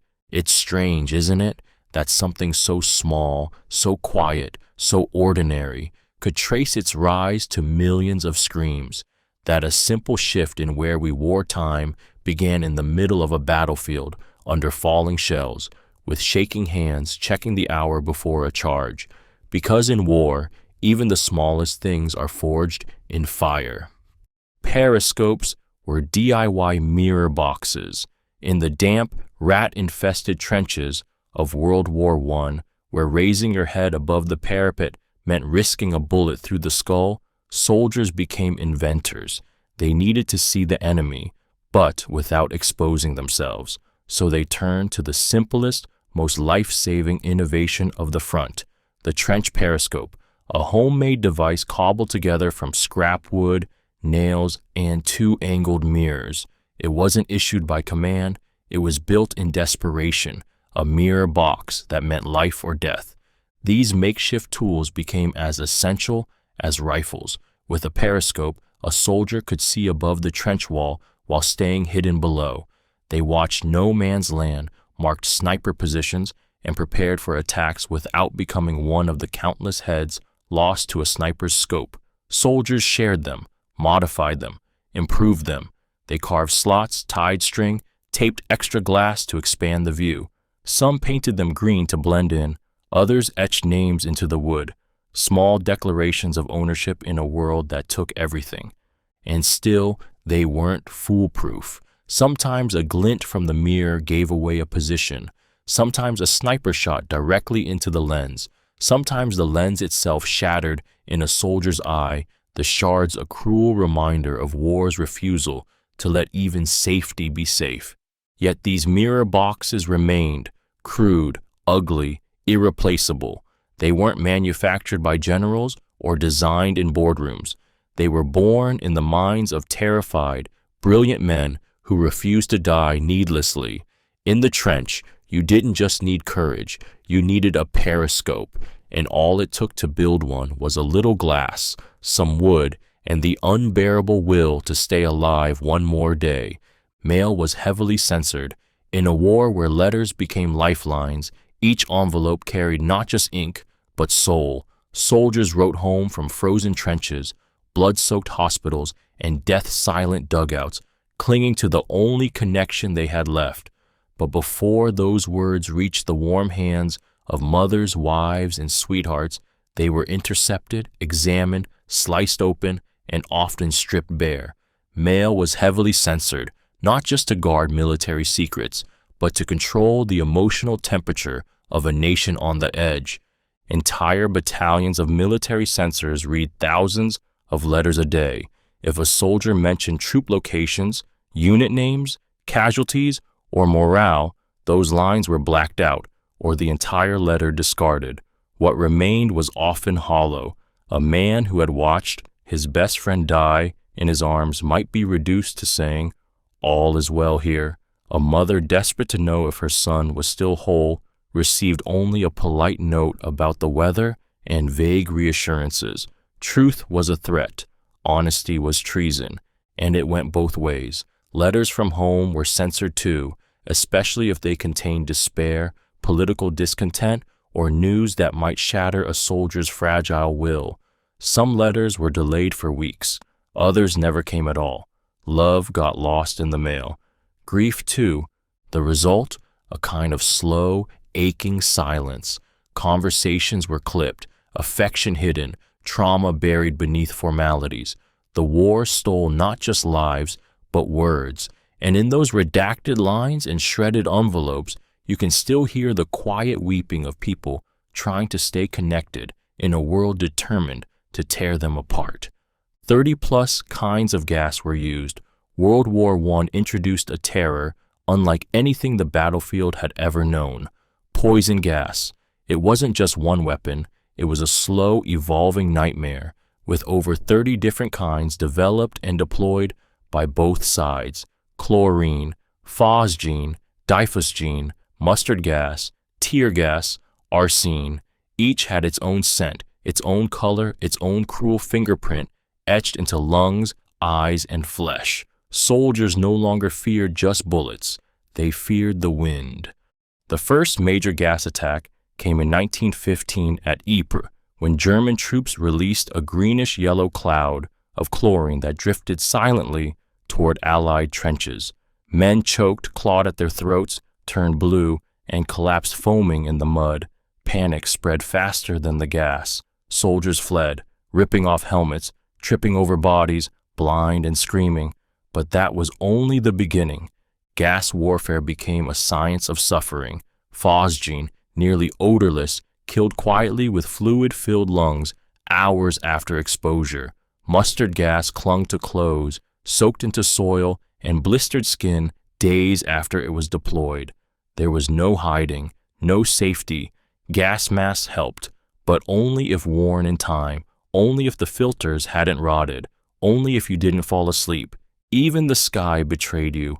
A breeze in the wrong direction meant your own gas could blow back. Horses died in droves, birds fell from trees, and sometimes, after a heavy attack, silence would hang over the battlefield, not from peace, but from suffocation. Gas didn't just kill, it humiliated, it scarred, it made men drown in air, and with every new formula came a new horror. Proof that human ingenuity, when unshackled from conscience, can turn breath itself into a weapon. Trenches zigzagged to limit blast damage. At first glance, the trenches of World War I appear chaotic, twisting lines carved into scorched earth like the scars of a wounded continent. But every sharp turn, every broken angle, every seemingly random zigzag was deliberate. Trenches were designed in jagged, zigzag patterns, not to confuse, but to save lives. In a war defined by artillery, the straight line had become a death sentence. The curved one, a desperate hope for survival. When a shell landed in a straight corridor, its blast could travel unimpeded, shrapnel slicing through dozens of men in seconds. Pressure waves surged down the length like wildfire, ripping flesh from bone before a soldier even knew he was dying. But in a trench that zigzagged, each corner absorbed impact. The force was broken. The death was contained. It wasn't perfect. Nothing in that war was. But for the soldiers who lived like moles in mud, it gave them something. Space, seconds, a chance. These trenches were more than ditches.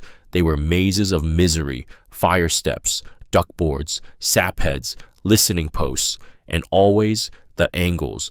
Men memorized the pattern by instinct, by darkness. They crawled around corners to avoid snipers. They hid behind elbows of earth when shells screamed down, and when a comrade was hit, it often meant he'd taken the blast that should have rounded the bend to kill the next 5 men behind him. In a war obsessed with killing efficiently, the zigzag was humanity's quiet counterstrike. Geometry used not to destroy, but to endure. It didn't end the dying, but sometimes it delayed it, and in a place where death came in seconds, even a single turn in the dirt could mean everything. Exploding rats were designed, but unused in the surreal playbook of World War I espionage, where desperation gave birth to invention. One of the most bizarre weapons ever conceived was quietly born in the shadows of British intelligence: exploding rats. The idea was grotesquely simple. Take a dead rat, hollow it out, stuff it with explosives, sew it shut, and scatter it near German boilers or munitions depots. The hope that an unsuspecting soldier would find the corpse, toss it into a furnace, and ignite a deadly blast from within. It was psychological warfare in its most twisted form. The rats were never deployed. The very first shipment, meticulously prepared and packed, was intercepted by German forces before reaching the front. But what followed was even more strange. The Germans, horrified and fascinated, launched a massive search operation, fearing more rat bombs were hidden among them. British intelligence considered that a win. The rats never exploded, but they detonated fear. Imagine the image: a vermin corpse, stiff and bloated, lying in the corner of a barracks. A soldier kicks it aside with his boot, unaware he's inches from death. That's what made the plan terrifying. It turned something filthy and familiar into a potential time bomb. It meant that war had reached a new level, where even death itself could be rearmed, where rats, creatures already synonymous with disease and decay, were now tools of sabotage. Though unused, the idea lingered, a whisper of just how far men were willing to go, not for victory, but for disruption, for dread. And in the quiet spaces between battles, it reminded everyone that in modern war, nothing is sacred, not even the dead. Canned food caused mass constipation. In the belly of the trenches, where rats gnawed at boots and bodies alike, soldiers clung to one of the few reliable constants: rations, sealed in tins, stacked in crates, and distributed with military efficiency. Canned food was survival. But what looked like nourishment on the outside came with a cruel cost: mass constipation, a slow, silent suffering that spread through armies like a second war. For millions of soldiers, going to the latrine wasn't just unpleasant, it became a daily ordeal of pain, bloating, and shame. The culprit? Overprocessed meat, rock-hard biscuits, and food soaked in salt and preservatives to ensure they could last months in damp, rat-infested bunkers. Fiber was nowhere to be found. Fresh fruit? A myth. Vegetables?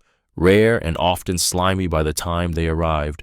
Instead, soldiers feasted on bully beef, greasy, dense corned beef packed in thick jelly, and solid blocks of iron-hard biscuits that could chip teeth before they moved your gut. Men joked bitterly about it, calling it trench cork, but there was nothing funny about watching comrades double over, straining in filth-stained latrines dug into the frozen earth. Some bled, others begged medics for relief. One soldier wrote home describing it as a battle fought from the inside, and the war didn't pause for digestion. Commanders issued laxatives when they could, but often men went days without relief, marching, fighting, and dying with bellies full of concrete. It was another invisible wound, another private torment stacked on top of lice, fear, frostbite, and grief. Because in the trenches of World War I, even eating could break you. And sometimes it wasn't the bullets that brought men to their knees, it was what they had to swallow just to stay alive. First tank versus tank fight was in 1918. On April 24th, 1918, in the shattered ruins of Villers-Bretonneux, France, the world witnessed something it had never seen before: the first tank-on-tank battle in history. It wasn't majestic, it wasn't cinematic, it was slow, clumsy, and terrifying. British Mark IV tanks, hulking metal beasts with thick armor and side-mounted guns, lumbered toward a new enemy, the German A7VE, a squat steel monster painted with iron crosses and bristling with machine guns. This was no longer man versus machine, this was machine versus machine, war rewriting itself in real time. The clash was brutal and awkward, like two blind titans swinging in smoke. Visibility inside was nearly zero. The heat was unbearable. Shells rang against armor like thunder inside a coffin. Gun crews shouted over the roar of engines and the choking stench of oil and sweat. One British tank was disabled quickly. Another faltered, but a third flanked the A-7V, firing at close range, riddling the enemy with round after round until it shuddered, belched black smoke, and stopped moving. Its crew fled into the wreckage of war, leaving their metal beasts behind. It wasn't strategy that defined the moment. It was symbolism. This was the future, clawing its way out of the mud. The battlefield had changed. Horses were fading. Infantry was scattering. Now machines fought machines, piloted by trembling men inside steel shells. For those who saw it, it was like watching the world split open. Not just a new chapter of war, but a new kind of war entirely. Cold, loud, relentless, and utterly inhuman. 1914, Christmas truce had soccer games. In a war carved by hate, deafened by shellfire, and soaked in blood, there came a single impossible pause. On Christmas Eve, 1914, across stretches of the Western Front, guns fell silent, not by order, but by yearning. British and German soldiers, dug into opposing trenches just yards apart, laid down their rifles and stepped into no man's land, not as enemies but as men. They shook hands, they sang carols, they traded chocolate, buttons, cigarettes, and in a moment so human it aches to imagine, it said they played soccer on the frozen mud where so many had just died.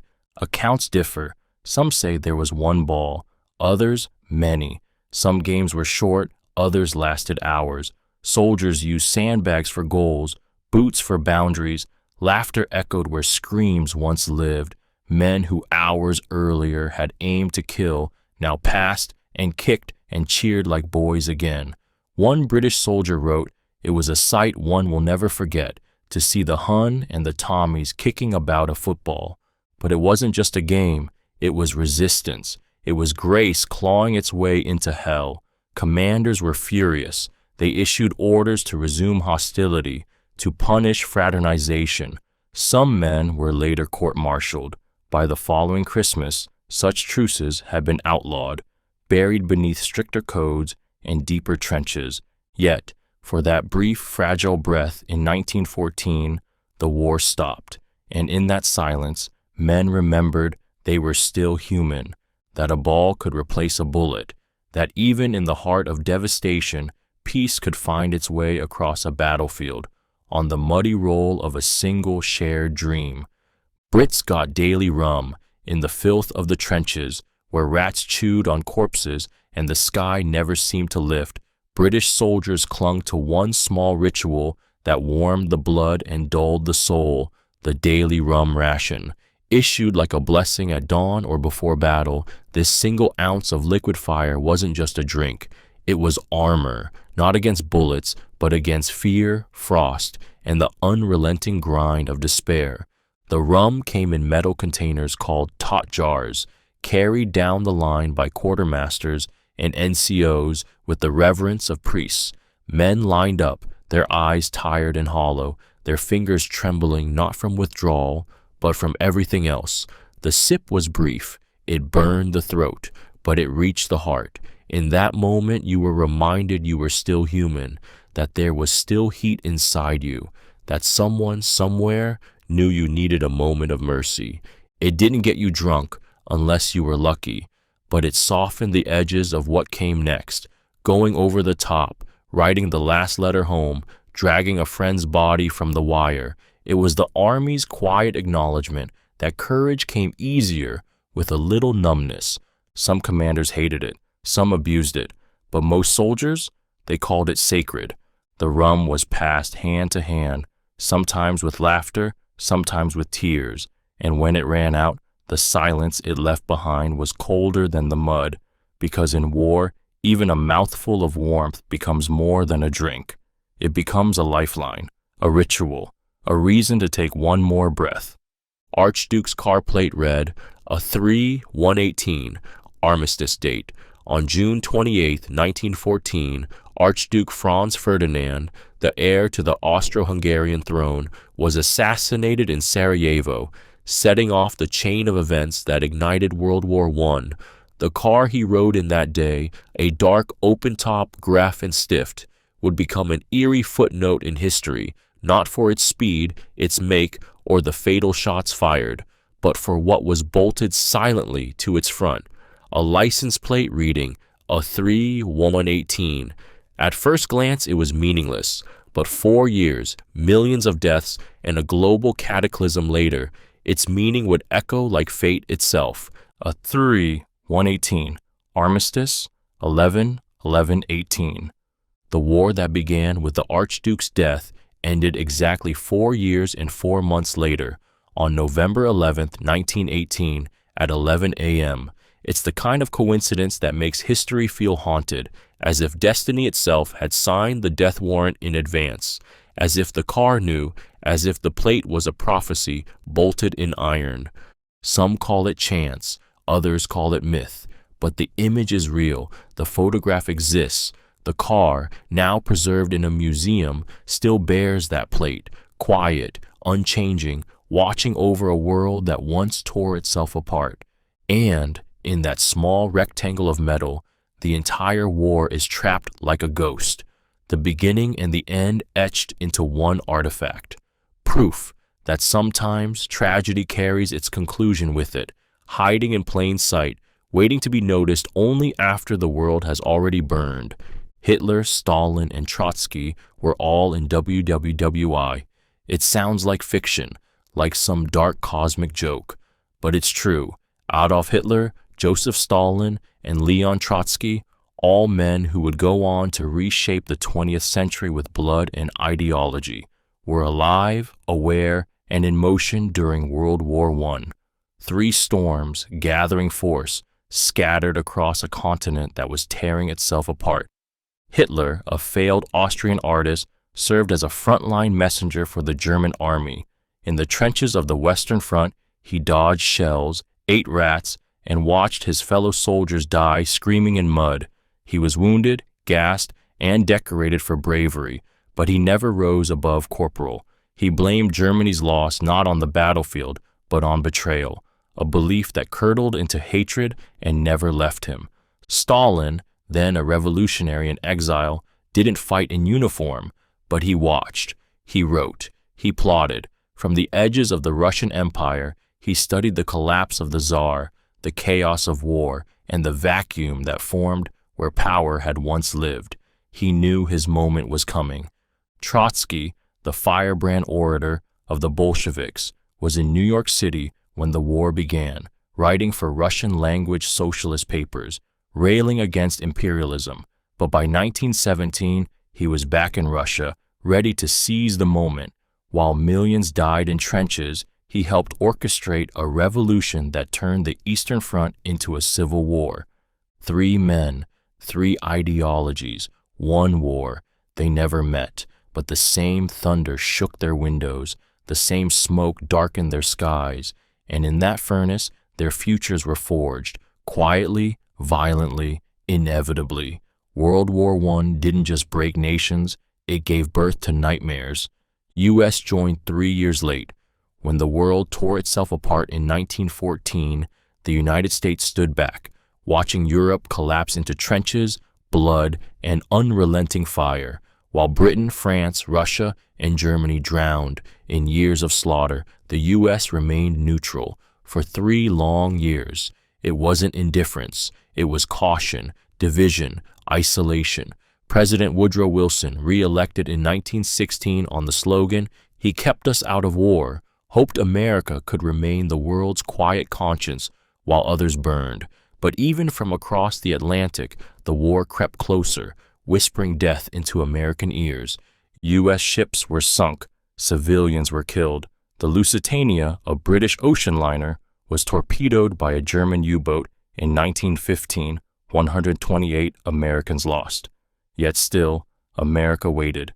Then came the Zimmermann telegram, a German message urging Mexico to attack the U.S. in exchange for reclaiming lost territory. It was bold, It was reckless, and it was the last straw. In April 1917, Wilson stood before Congress and said, "The world must be made safe for democracy." Just like that, America, late but massive, entered the war. But 3 years had changed everything. The trenches were deeper, the death toll higher. America didn't march into glory, it marched into exhaustion. Soldiers arrived with fresh uniforms and unscarred minds, only to discover a world where rats chewed on the dead and gas melted lungs. They brought hope, numbers, and energy, but they also brought the terrible realization that peace would cost more blood. By joining late, the U.S. missed the start, but not the suffering, and when its soldiers returned, they carried the same hollow eyes as those who'd been dying since day one. Because no matter when you arrived, war took everything just the same. Germans used fake horse carcasses on the blood-soaked plains of World War I, where every inch of land was watched, and every move could mean death. Deception became as vital as ammunition. Among the most surreal and macabre tools of espionage was this, the fake horse carcass. Designed by German forces with eerie precision, these lifelike props were hollow, rubber-lined shells, grotesquely realistic imitations of dead animals placed in no man's land to mask their true purpose, spying. At first glance, they were just another piece of battlefield debris. Horses had died in the thousands, their bodies strewn across trenches and craters like tragic statues. But some of them weren't corpses. Some had a German soldier curled inside, listening, watching, breathing in terror through hidden slits in stitched flesh. One eye may have been a periscope. A broken leg could be a disguised antenna. Inside, it was cramped, foul, suffocating, hot in the day, freezing at night. But the view was perfect. These decoys were usually placed under the cover of darkness, dragged into position under the whine of distant artillery. Once in place, they became invisible. Perfect, horrifying, and very much alive. Soldiers passed them by, artillery missed them, and the man inside recorded everything: enemy movements, troop rotations, vulnerable points. He could spend hours, even days, among the dead, praying the illusion held, praying no one noticed the faint rise and fall of his breath beneath torn saddle straps. It wasn't just clever, it was haunting. To hide inside death, to deal death, to become part of the rot, the stink, the unburied silence, and use it. In a war that chewed up humanity, the fake horse carcass was both brilliant and brutal, a symbol of just how far men would go, not to fight, but to see. Barbed wire caused huge injuries. Before the bullets ripped through flesh, before the gas stole breath, there was the barbed wire, cold, coiled, and waiting. In the endless gray of no man's land, barbed wire became one of the deadliest weapons of World War I, not because it exploded, but because it didn't have to. It trapped, it shredded, it slowed men down just long enough for machine guns to find them. Designed for cattle control, it became the war's most vicious snare, silent and patient as it tore soldiers apart. Men charged into battle believing courage would carry them across, but courage doesn't cut steel. They reached the wire under the cover of night or fog, hands shaking, breath steaming, and suddenly snagged. A tunic caught, a boot stuck, a hand sliced open, trying to pull free, and that's when the bullets came. Bodies hung on the wire for days, arms draped over rusted coils, heads slumped forward, helmets knocked off, boots still twitching. Soldiers called it the devil's necklace. Those who survived often didn't escape whole. Wire didn't just cut, it ripped. Flesh came away in ribbons. Fingers were lost, eyes gouged. One soldier wrote of hearing screams that didn't end because some men were trapped, alive, calling for help that could not come. Trying to cut it under fire was suicide. Crawling through it was agony. And even when they got past, they carried pieces of it in their skin forever.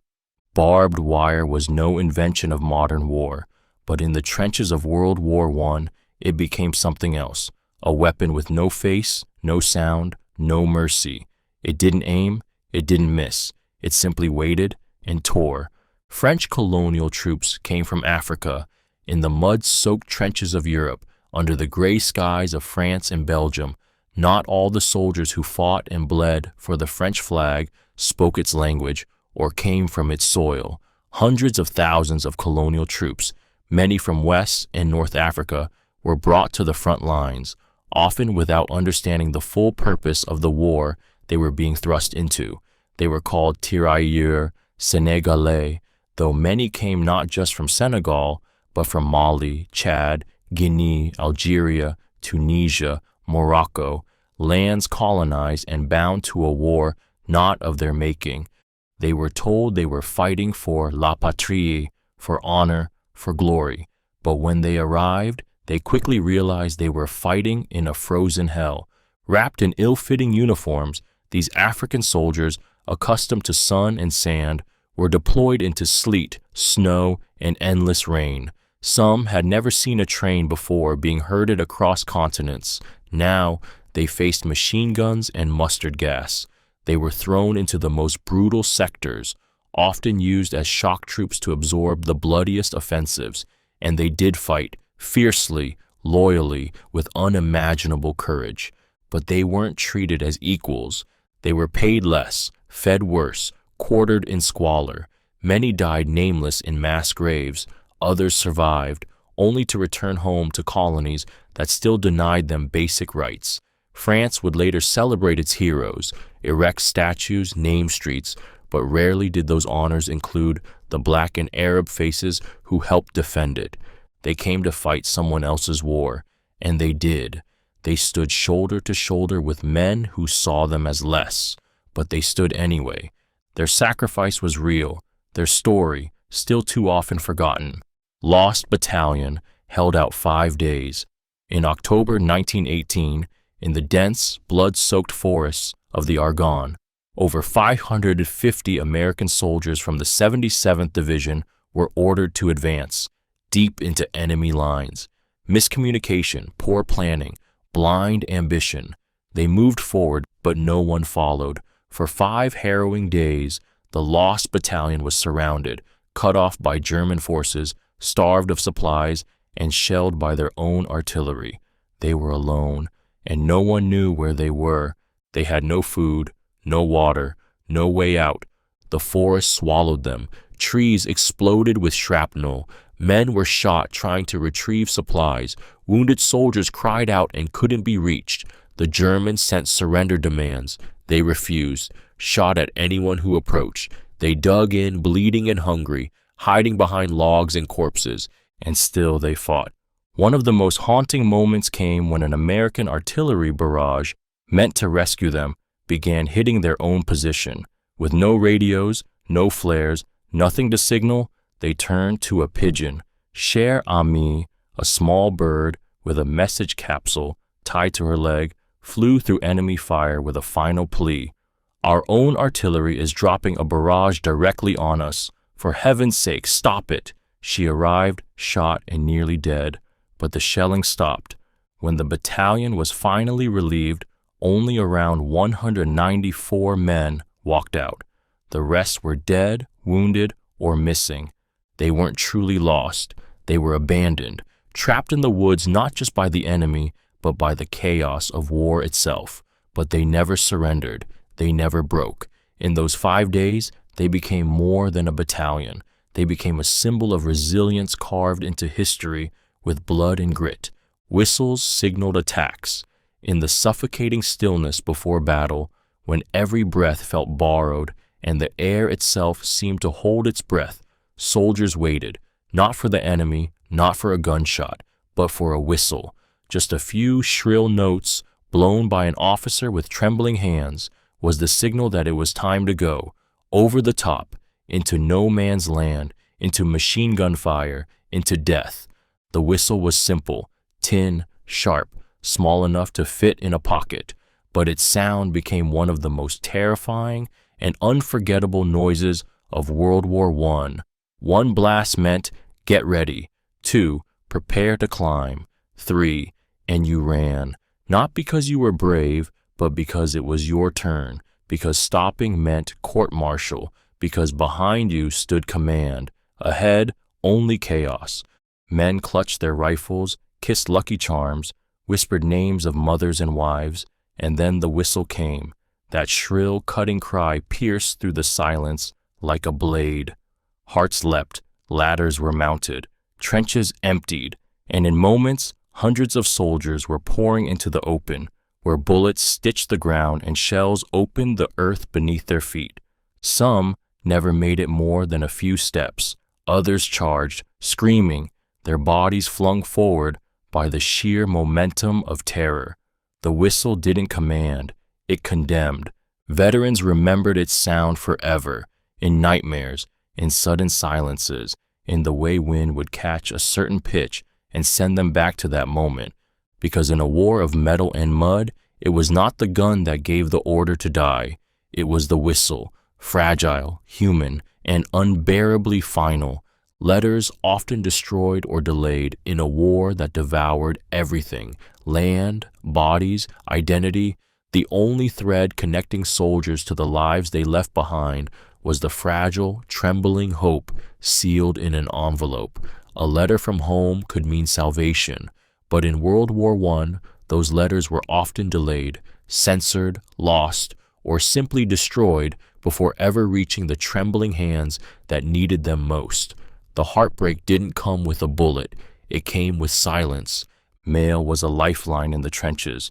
A single page from a mother, a sweetheart, or a child could pull a man back from the brink. But getting it there?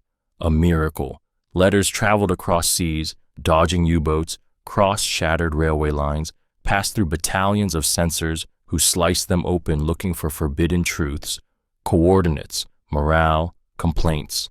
Entire sacks vanished in bombings. Rain soaked the ink. Mud consumed bundles. Rats chewed through bundles like breadcrumbs. A soldier might wait weeks, months, for a reply that never came. Some stood in line each day, holding their breath at mail call, only to hear nothing. Again, some found their wife had died weeks ago, and no one told them. Others discovered their child had been born and buried between the delay of two envelopes. Letters from soldiers fared no better. Censors slashed their grief, their fury, their truth into fragments. "I am well" became a forced mantra, even when they were dying inside. And for those who never made it home, their last words often sat, undelivered, in mailbags that were tossed into forgotten heaps or burned as war debris.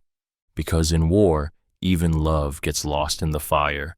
PTSD was lifelong for many. They came home, but they never truly returned. The war stayed with them. Post-traumatic stress disorder, though unnamed and misunderstood at the time, etched itself into the minds of millions of World War I veterans, shaping their thoughts, sleep, and very sense of being for the rest of their lives. Back then, they called it shell shock, war neurosis, or hysteria. But the names didn't matter. What mattered were the trembling hands, the blank stares, the sudden screams in the middle of the night. Some men couldn't speak, others couldn't stop shaking. They flinched at loud sounds, broke down during rainstorms that sounded like gunfire, and wept when they smelled burning. Families didn't know how to help them. Communities often turned away. In the eyes of society, these men weren't heroes. They were broken, weak, embarrassing, and so they were locked in asylums, sent to rural hospitals, or simply abandoned to wander in silence. Imagine being 24 years old and already ruined, not by wounds you could point to, but by memories that replayed like a film on loop. The scream of a dying friend, the crunch of bones underfoot, the sour breath of mustard gas clinging to your lungs.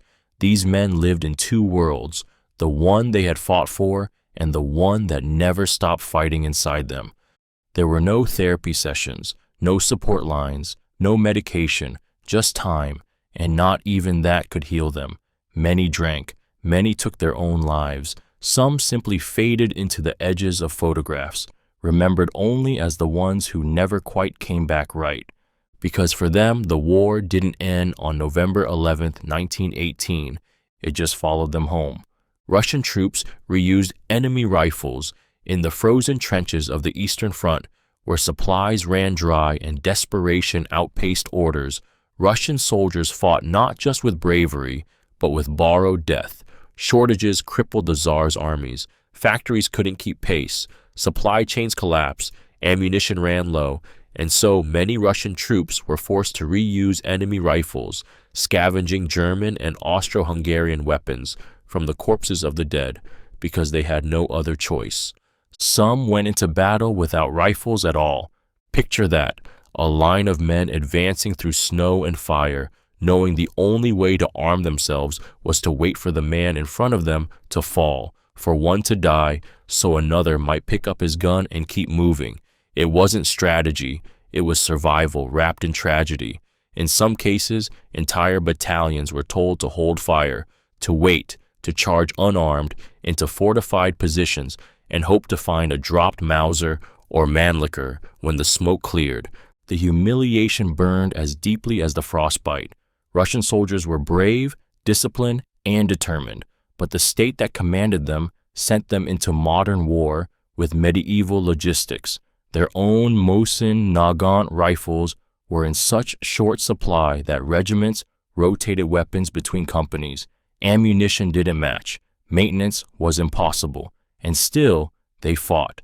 They fought with the enemy's tools, with stolen bullets, with broken bayonets salvaged from frozen mud, because there was no other way. And in those moments, war became cannibalistic, a machine that devoured its own rules, a place where a soldier could die under his own flag, clutching a rifle stamped with the name of the man who was supposed to kill him.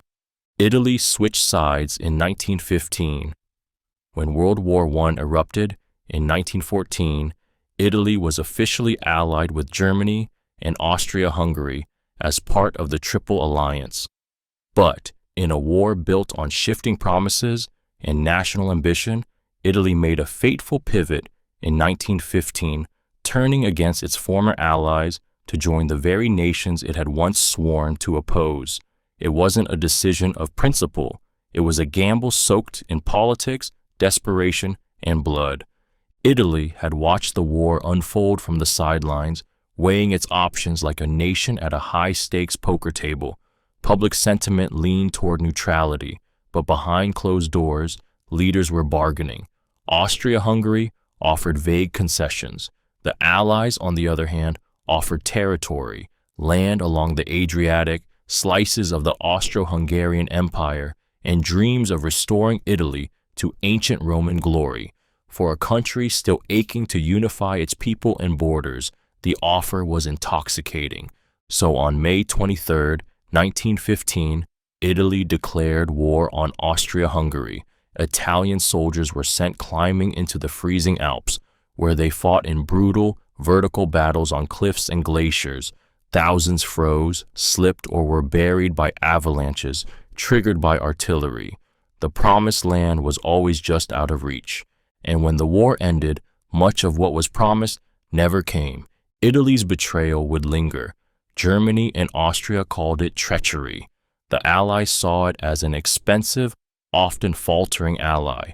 Italians returned home with missing limbs and broken faith, haunted not just by the trenches, but by the sense they had sold their soul for smoke. It wasn't just a change in sides, it was a change in fate. And for many Italians, it felt like they had traded one war for another, one of identity, regret, and bitter memory. Soldiers made jewelry from bullets. In the rare quiet between shell fire and screams, when the mud stopped shifting and death held its breath, soldiers of World War I turned to something tender. They made jewelry from bullets. With hands still trembling from combat, they carved tokens of love from the very metal meant to kill. Shell casings became rings, bullets turned into pendants, crosses, and lockets. Machine gun belts were reshaped into bracelets. It was called trench art, and it wasn't just craft, it was survival of the spirit. These weren't luxury items. They were made with penknives and scorched fingertips, in dugouts lit by candle stubs or the flicker of distant flames. A cartridge casing might be polished, and inscribed with a sweetheart's initials, a bit of shrapnel smoothed into a brooch for a mother waiting by the window. Some pieces bore engravings, dates, names, desperate messages like, "Think of me." The irony was brutal, metal designed to rip through flesh, reshaped into symbols of love, memory, and faith. For many soldiers, these pieces were the only way to say what couldn't be written in censored letters. They poured their grief, their fear, and their longing into objects that would outlive them. Some made jewelry for fallen friends, carving names into brass before wrapping the token in cloth to send home.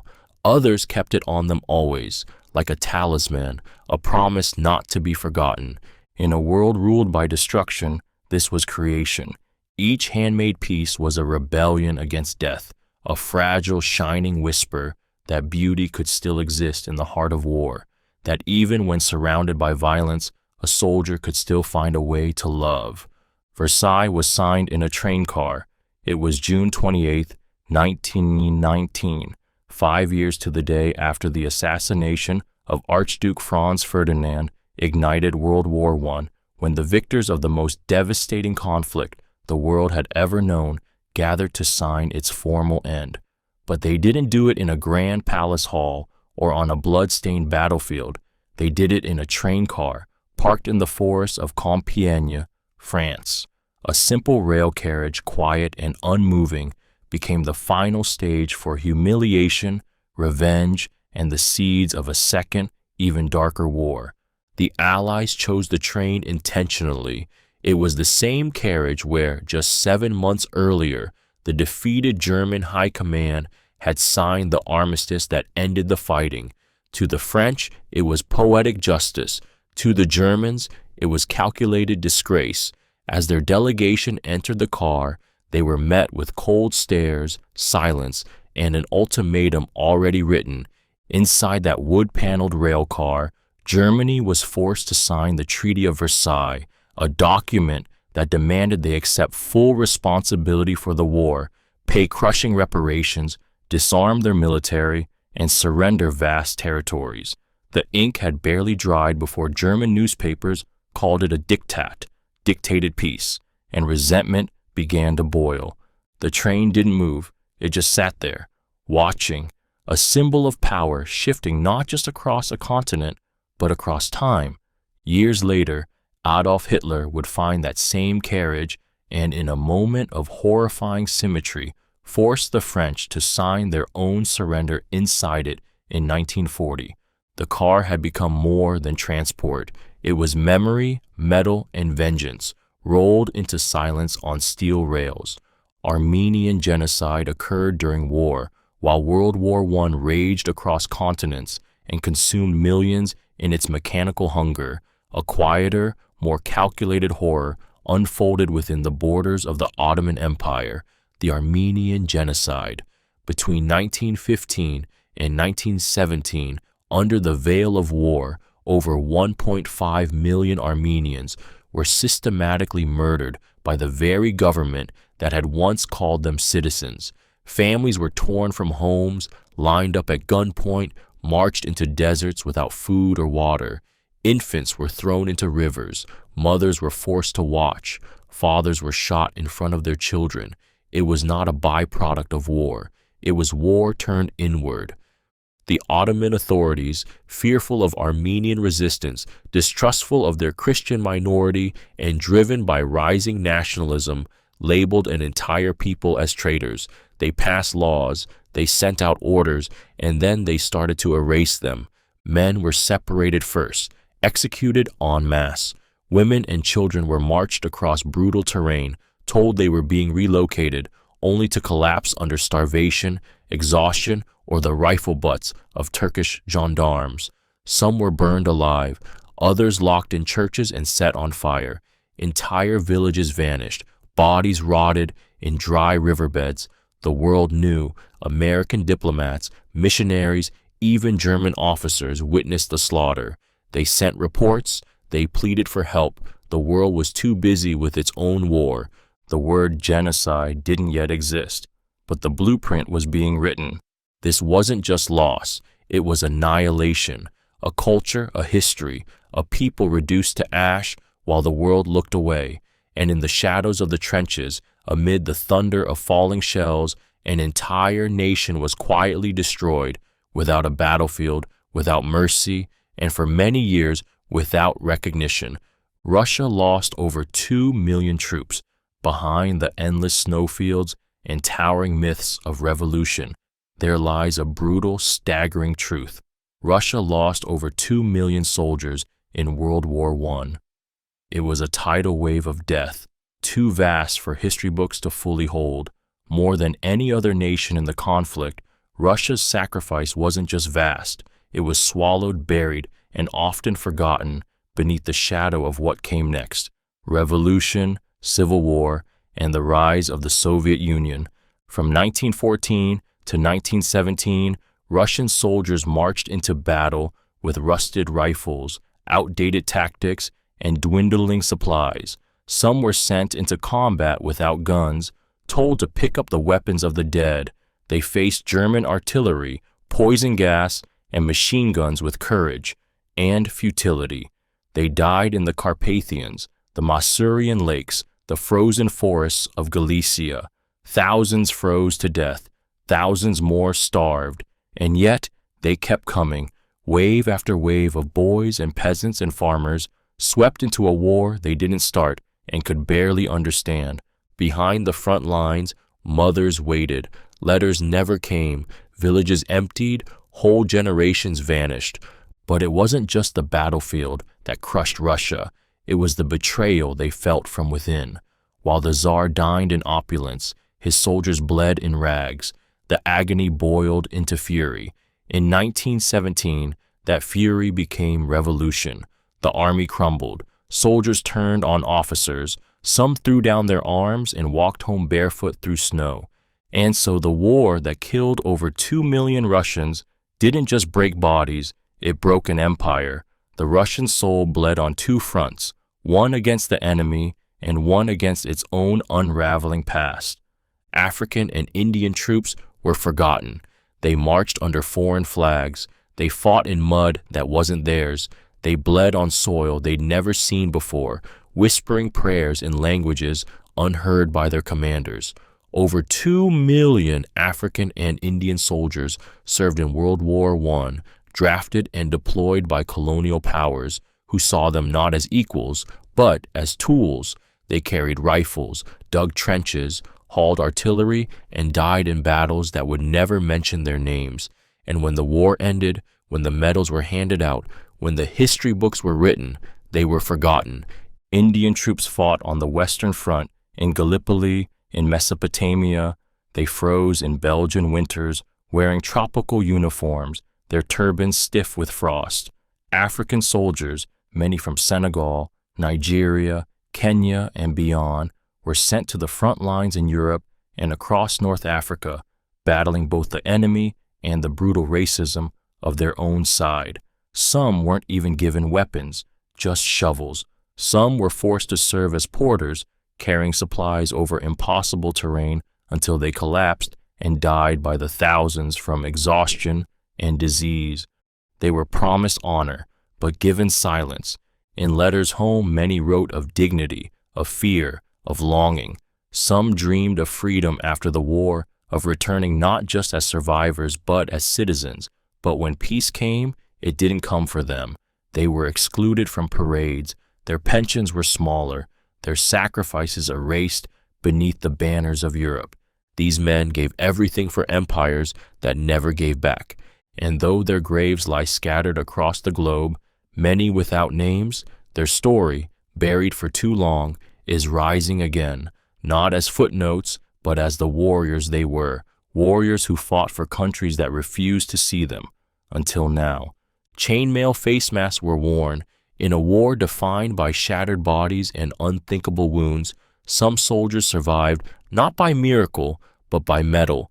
Chainmail face masks, surreal and medieval in appearance, were worn by those whose faces had been torn apart by bullets, shrapnel, or fire. These weren't weapons. They were armor for the broken, a second skin, forged not to fight, but to hide what war had done. By the end of World War I, over 20 million soldiers were wounded, many with horrific facial injuries that defied the medicine of the time. Jaws were blown off, eyes lost, noses erased. These men, often called the faceless, returned home to a world that looked away. Mirrors became enemies, children screamed, wives wept, and society, unsure of how to process these walking ghosts, recoiled.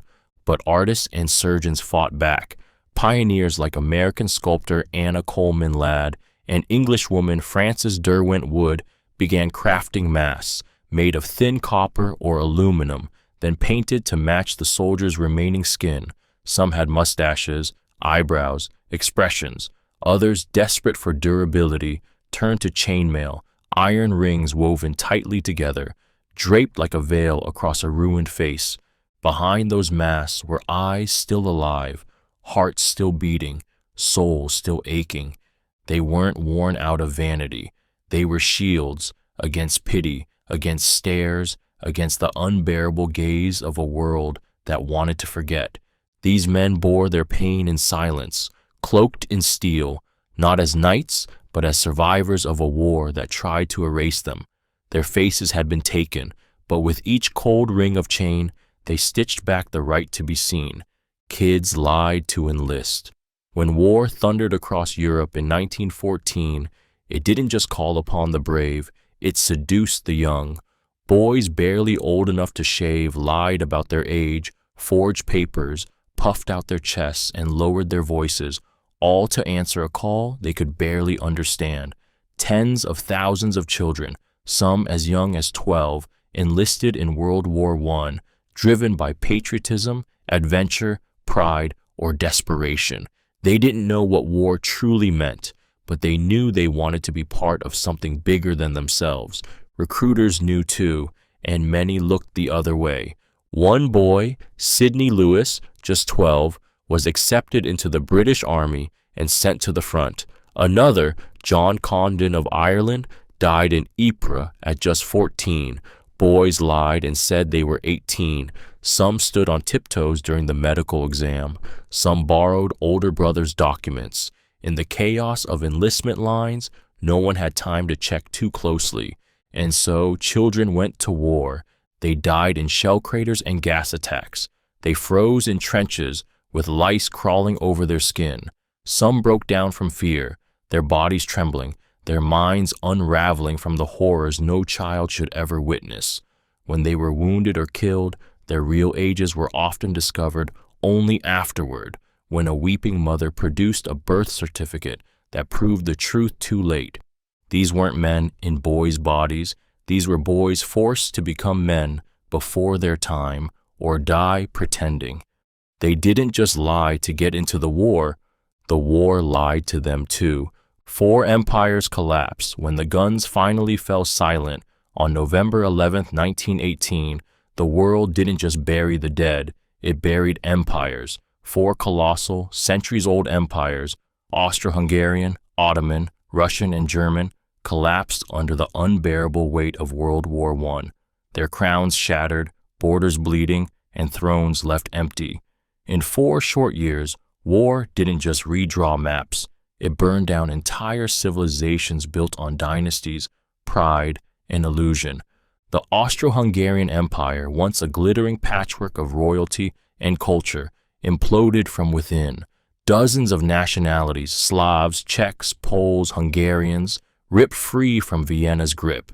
Its dual crown fractured into ghost nations almost overnight. One day it was an empire, the next a memory. The Ottoman Empire, the sick man of Europe, finally gave its last breath. Once rulers of vast lands from the Middle East to the Balkans, they were reduced to rubble, carved apart by European treaties and foreign greed. What remained was Turkey. What vanished was 1,000 years of Islamic rule, erased by war and betrayal. Russia, already gasping under the strain of 2 million dead, cracked open in revolution. The Tsar was dragged from his palace, his family executed. A red tide rose, one born not in glory, but in hunger, loss, and rage. The Soviet Union was born from the ashes, its birth cry not peace, but vengeance. And Germany, the great empire of iron and discipline, crumbled into surrender and shame. The Kaiser fled. Revolution stirred. The Weimar Republic was born in humiliation, with resentment simmering just beneath the surface. 4 empires, 4 collapses, not with a bang, but with the groan of a dying world. What emerged was chaos, new nations, new ideologies, and wounds so deep they would bleed again just 2 decades later. U.S. sent 1M troops in 6 months. When the United States finally entered World War I in April 1917, the world was already drenched in blood. France was gasping, Britain was exhausted, Russia was crumbling, and the Allies needed more than words. They needed bodies, fast. In one of the greatest military mobilizations in modern history, the U.S. sent over 1 million troops to Europe in just 6 months. They called them doughboys, and they arrived with clean uniforms, straight backs, and eyes not yet hollowed by war. It wasn't just impressive, it was a miracle of movement. Factories shifted to war output overnight. Ports became clogged with boots, helmets, crates of ammunition, horses, rations, and steel. Transports crossed the U-boat-infested Atlantic under constant threat, carrying fresh-faced farm boys, steelworkers, and students, most of whom had never left their home state, let alone dreamed of dying in a French wheat field.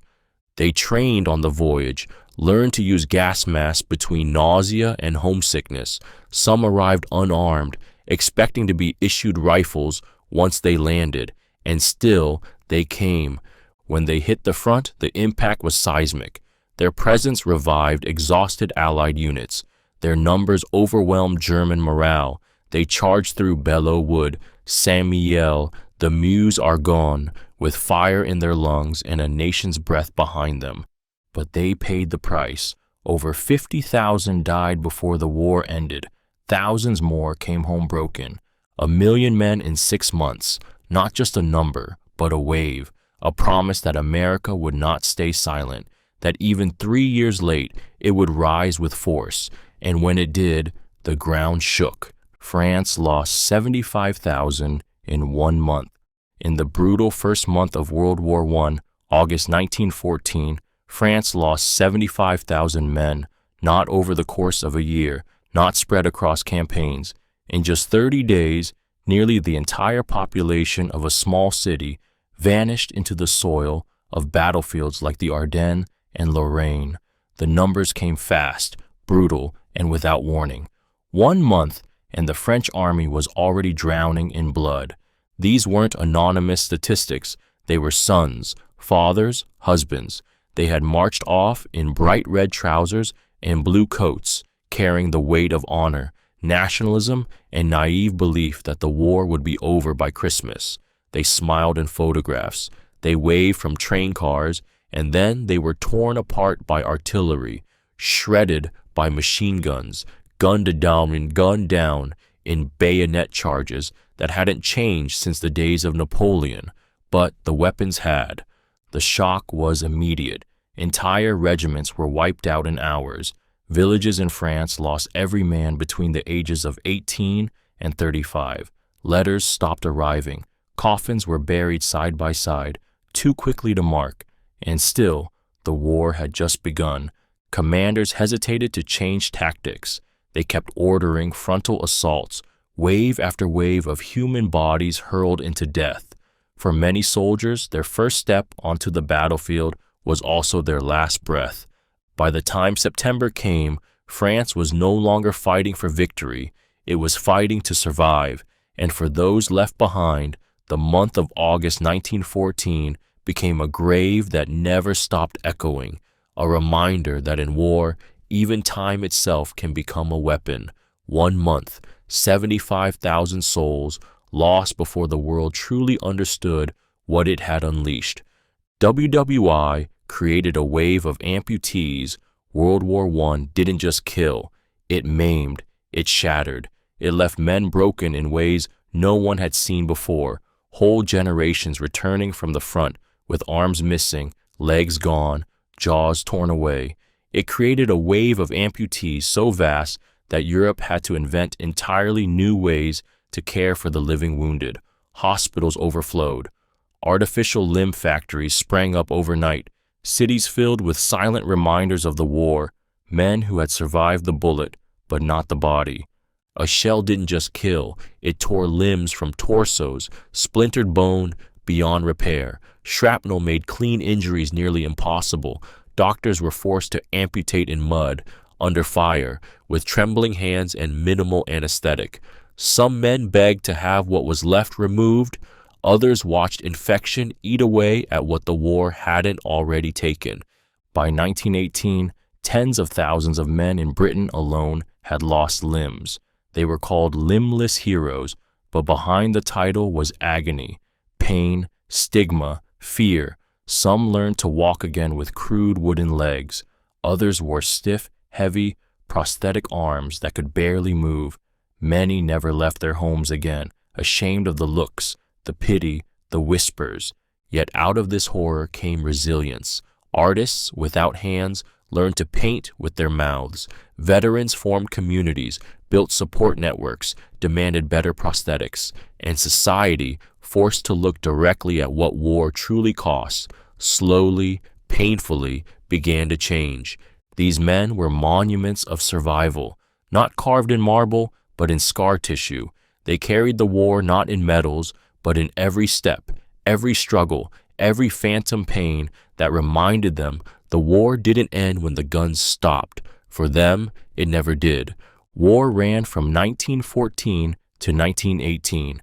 From July 28, 1914 to November 11, 1918, the world was gripped by a storm so vast, so relentless, it redefined the meaning of suffering. World War I lasted 1,566 days, a ceaseless nightmare of mud, wire, gas, and grief. It began with the sound of gunfire in Sarajevo and ended in the silence of armistice on a cold November morning. In between, entire empires collapsed, and over 16 million people, soldiers and civilians alike, were torn from the earth. It started with pride, with declarations, alliances, flags, and parades. Boys cheered as they marched off to war, uniforms crisp, hearts swollen with the belief that it would be quick, glorious, righteous.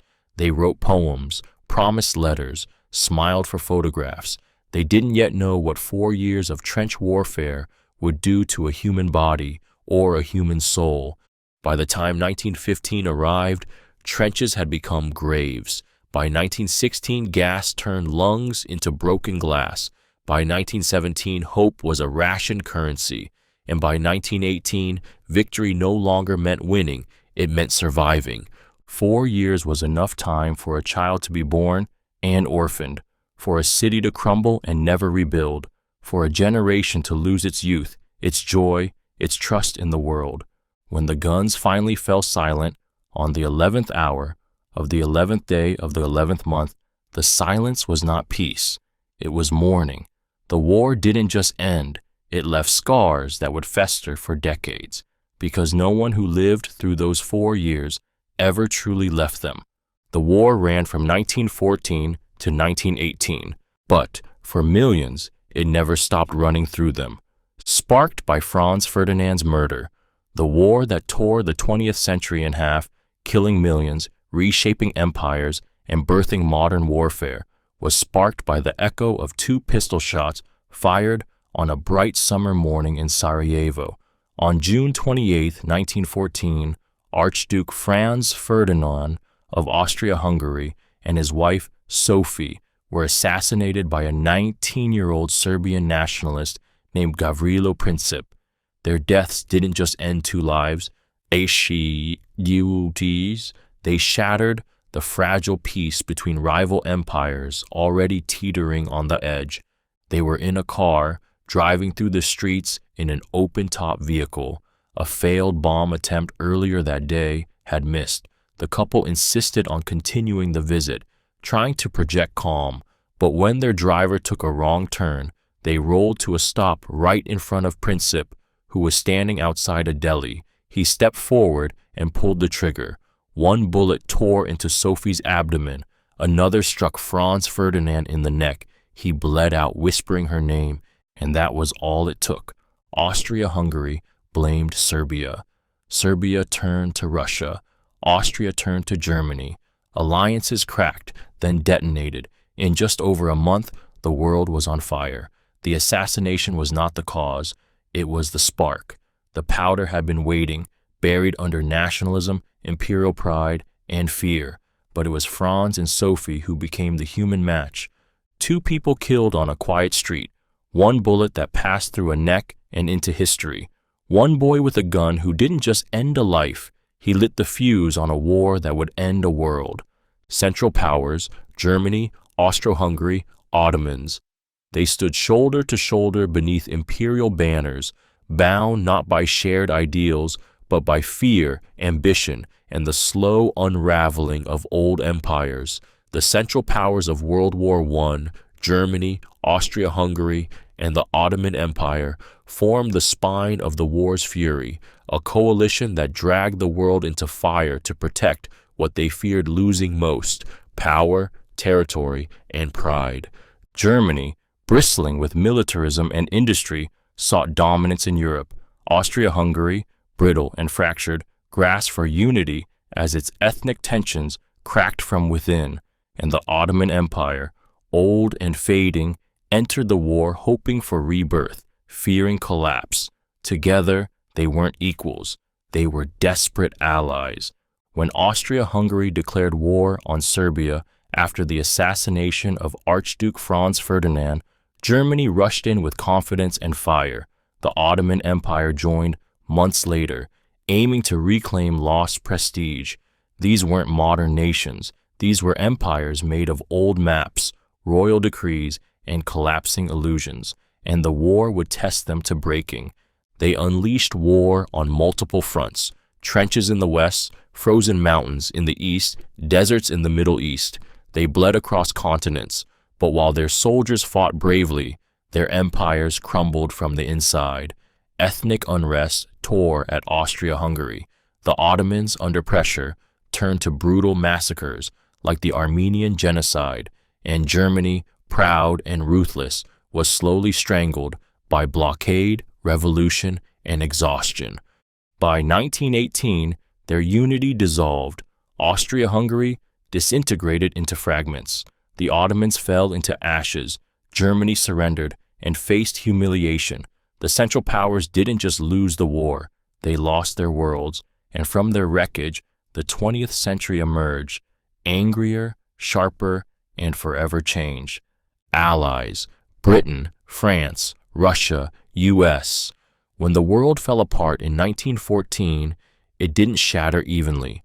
It fractured into sides, lines drawn in fear, pride, treaties, and blood. On one side stood the Central Powers: Germany, Austria-Hungary, the Ottoman Empire, Bulgaria. On the other, the Allies. At first, it was Britain, France, and Russia. Later, others would join. But when the United States entered the war in 1917, the scale tilted. Britain, France, Russia, the U.S. four giants, four battered hearts trying to hold the world together. They didn't always agree. They didn't always trust each other. But they had one thing in common: a will to stop Germany's expansion, to hold back the Central Powers from tearing through Europe like wildfire. France bled first and longest. Her fields were turned into graveyards, her cities shelled into memory. Britain sent men across oceans, across generations, volunteers and conscripts buried side by side in foreign soil. Russia sent millions, only to collapse into revolution, its empire crumbling before the war was even over. And then came America, fresh, untouched, watching from across the Atlantic until it couldn't anymore. U-boats had sunk too many ships, telegrams had made too many threats, and the cry for democracy, for justice, could no longer be ignored. When U.S. troops landed, they brought hope, steel, resolve, but they also brought innocence into a world that had already forgotten what that felt like. The Allies weren't perfect. They stumbled. They fought amongst themselves, they lost millions, but together they endured. 4 nations, different languages, histories, dreams, bound together by a single truth, that if they didn't stand side by side, they would fall, one by one. Trench warfare dominated the West, stretching from the North Sea to the Swiss border. The Western Front became a graveyard of movement, a 400-mile scar across Europe, where trench warfare defined the soul of World War I. It was not noble, it was not fast, it was a slow, grinding slaughter where inches of land were won with rivers of blood and lost again by morning. The moment the German advance was halted in 1914, the war dug itself into the earth and stayed there.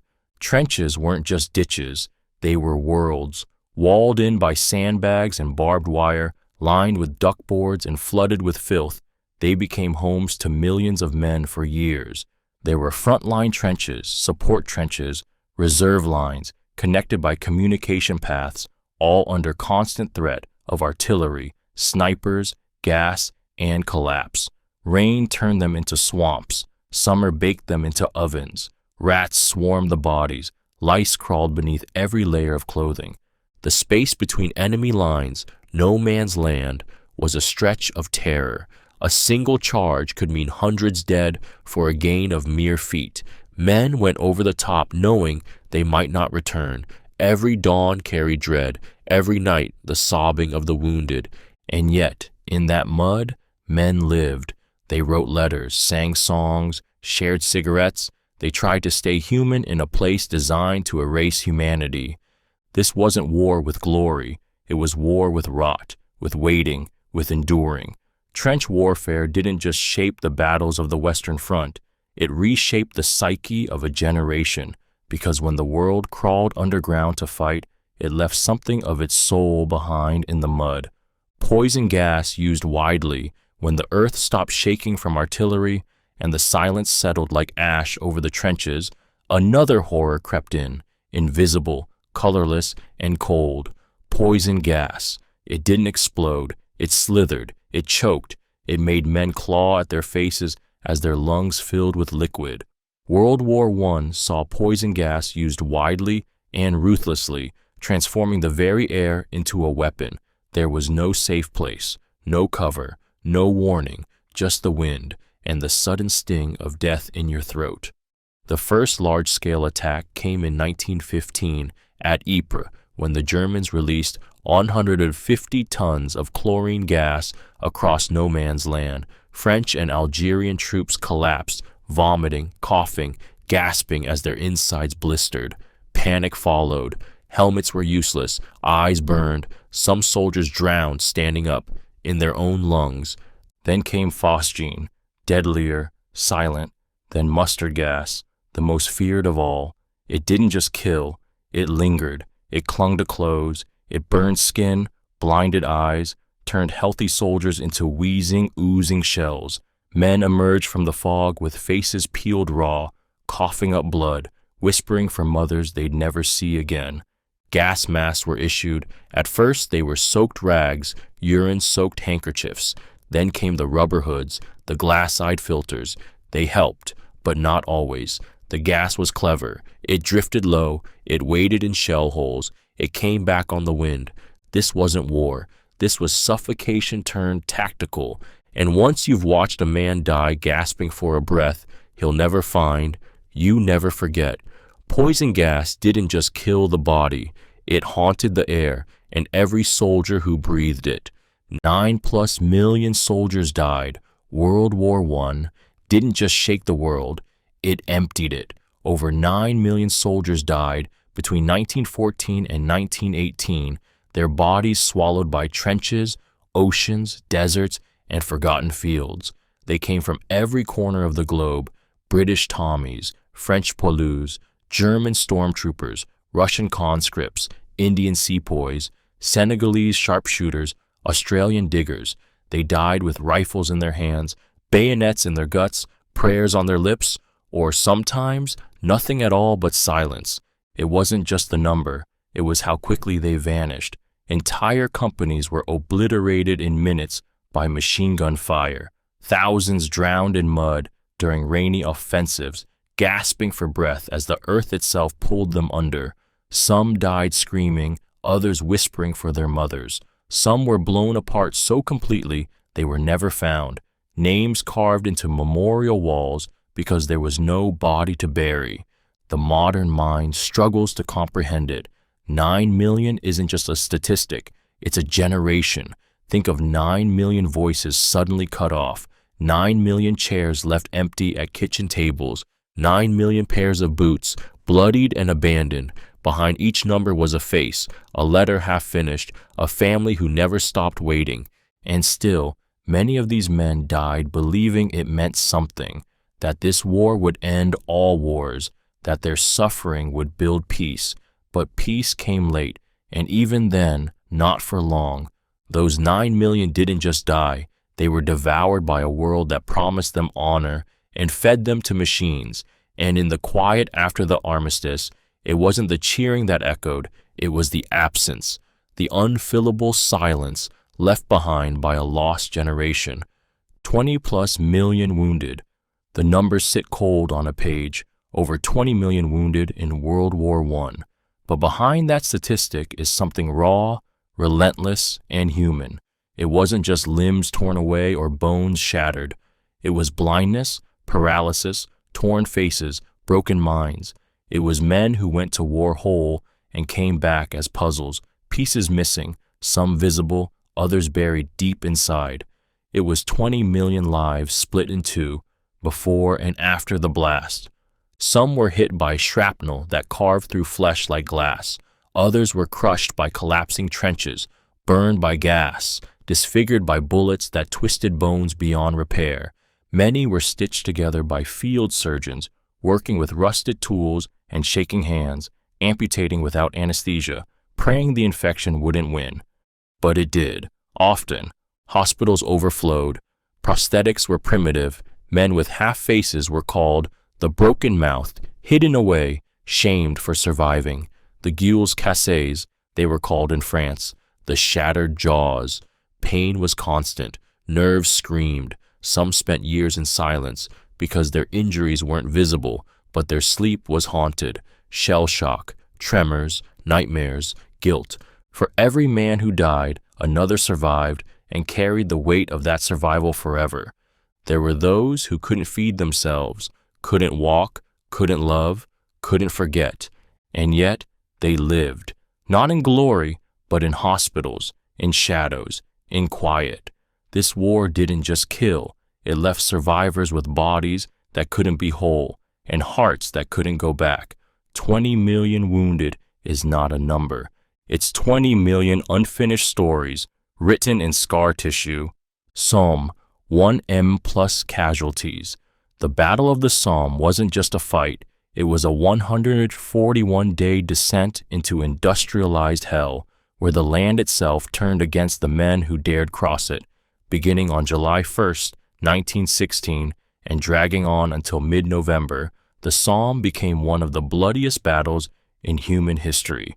By the time it ended, over 1 million men were dead, wounded, or missing. That's not a statistic.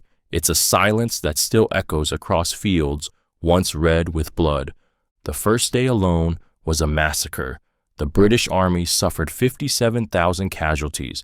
In a single morning, thousands were cut down in minutes by German machine guns as they climbed from their trenches and marched into a hail of bullets. Officers fell beside privates. Friends died holding each other's hands. The wounded crawled into shell holes and were never seen again. The ground was unrecognizable. Artillery had churned it into a broken sea of mud, barbed wire, and body parts. It swallowed men whole. Tanks, used here for the first time, broke down in the muck. Horses screamed as they collapsed.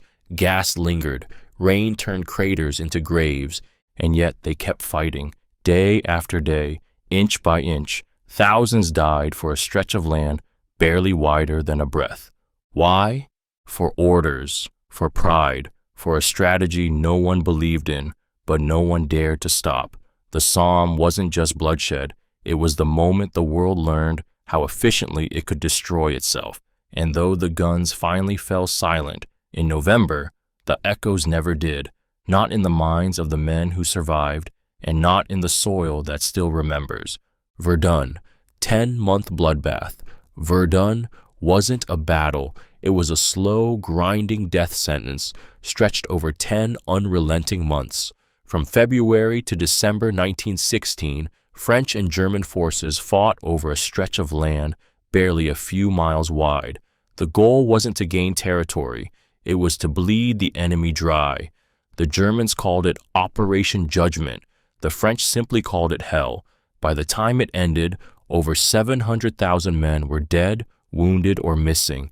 And for what? A few ridges, a forest, a name. Verdun was sacred ground to the French, a symbol of national pride. So when the Germans launched their offensive, they knew the French would defend it at any cost. That was the point. "We will bleed France white," said the German command. And so day after day, night after night, the shells fell, over 60 million of them, turning forests into skeletons and earth into quicksand. The air reeked of cordite, gas, rot. Men drowned in mud, trenches collapsed, rats fed on the dead. Soldiers described it as madness. The sky was never silent, the ground never still. You couldn't tell where the battlefield ended and the graveyard began. Some men were buried alive when shells struck their dugouts. Others disappeared without a trace, vaporized by direct hits. Many were rotated in and out of the front, only to return to find their old friends replaced by silence.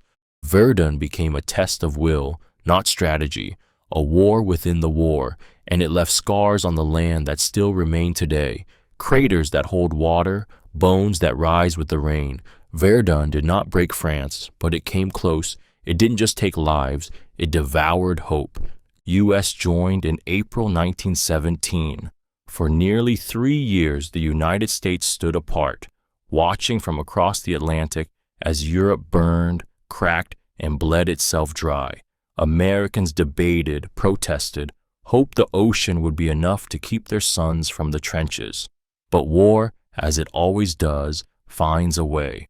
On April 6, 1917, the United States declared war on Germany, stepping into the chaos of World War I, not as a reluctant observer, but as a force the world could no longer ignore. The reasons were layered. German U-boats had sunk American ships, taking innocent lives without warning. The Zimmerman telegram had promised Mexico the return of Texas, Arizona, and New Mexico if it joined Germany against the U.S. American neutrality had already been stretched thin, and finally, it snapped. President Woodrow Wilson, once the champion of peace, stood before Congress and said solemnly, "The world must be made safe for democracy." And just like that, the nation shifted. Factories turned to war production. Young men enlisted by the hundreds of thousands. Trains carried them to training camps. Ships ferried them across a cold, unpredictable sea. Most had never fired a rifle. They learned as they marched, learned what trench life meant, what gas smelled like, what it meant to see a friend's body in pieces, or to kill someone you didn't know just because he wore the wrong uniform. The U.S. arrived late, but not too late. Its arrival breathed life into the crumbling Allies, pushed back exhausted German lines, and began the long road to armistice. April 1917 wasn't just a date, it was a turning point. The moment the quiet giant stood up and the world shifted under its boots. Lusitania sunk by U-boat. On May 7, 1915, the sea swallowed innocence.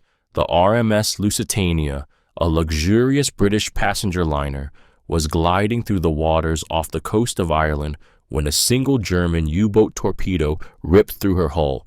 In just 18 minutes, the ship listed, buckled, and sank, pulling 1,198 souls down with it, including 128 Americans. The world was stunned. Babies, mothers, businessmen, writers, ordinary people, lost to the deep, not in battle, but in cold, silent terror. The ship had been warned. Germany had published notices, insisting that vessels entering the war zone did so at their own risk. but few believed a civilian liner would actually be targeted. The Lusitania wasn't just any ship, it was a floating palace, a symbol of modern progress and comfort. She carried more than passengers. There was also war materiel hidden in her hold, a fact later used to justify the attack. But the torpedo didn't discriminate. It struck civilians in mid-meal, lovers sharing champagne, children chasing sunlight on deck. Panic followed. Lifeboats overturned. People jumped into oil-slicked waves. Some survived, most didn't. The sinking of the Lusitania didn't bring the U.S. into the war immediately, but it shifted something deep. Shock turned to outrage. Grief became resolve. It was a wound that festered in the American conscience, a reason whispered in recruiting stations 2 years later. Remember the Lusitania. The ocean kept the bodies. The headlines kept the fury. And that torpedo didn't just strike steel. It pierced the illusion that civilians were safe, that war had rules. After the Lusitania, everyone knew, in this war, no one was untouchable, not even on the sea. Tanks debuted in 1916 in the shattered fields of the Somme, where mud swallowed boots and machine guns ruled like gods. A new monster rose from the smoke, lumbering, loud, and unstoppable. The tank made its battlefield debut in 1916, not as a perfected weapon, but as a desperate gamble.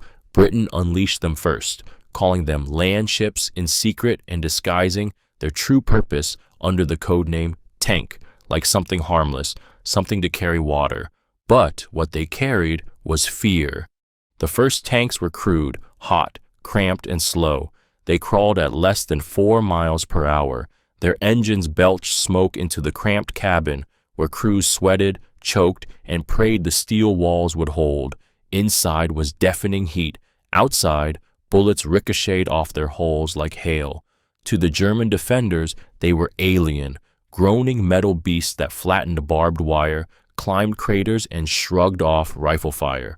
Only 49 tanks rolled out during their first appearance at the Battle of Flers-Courcelette.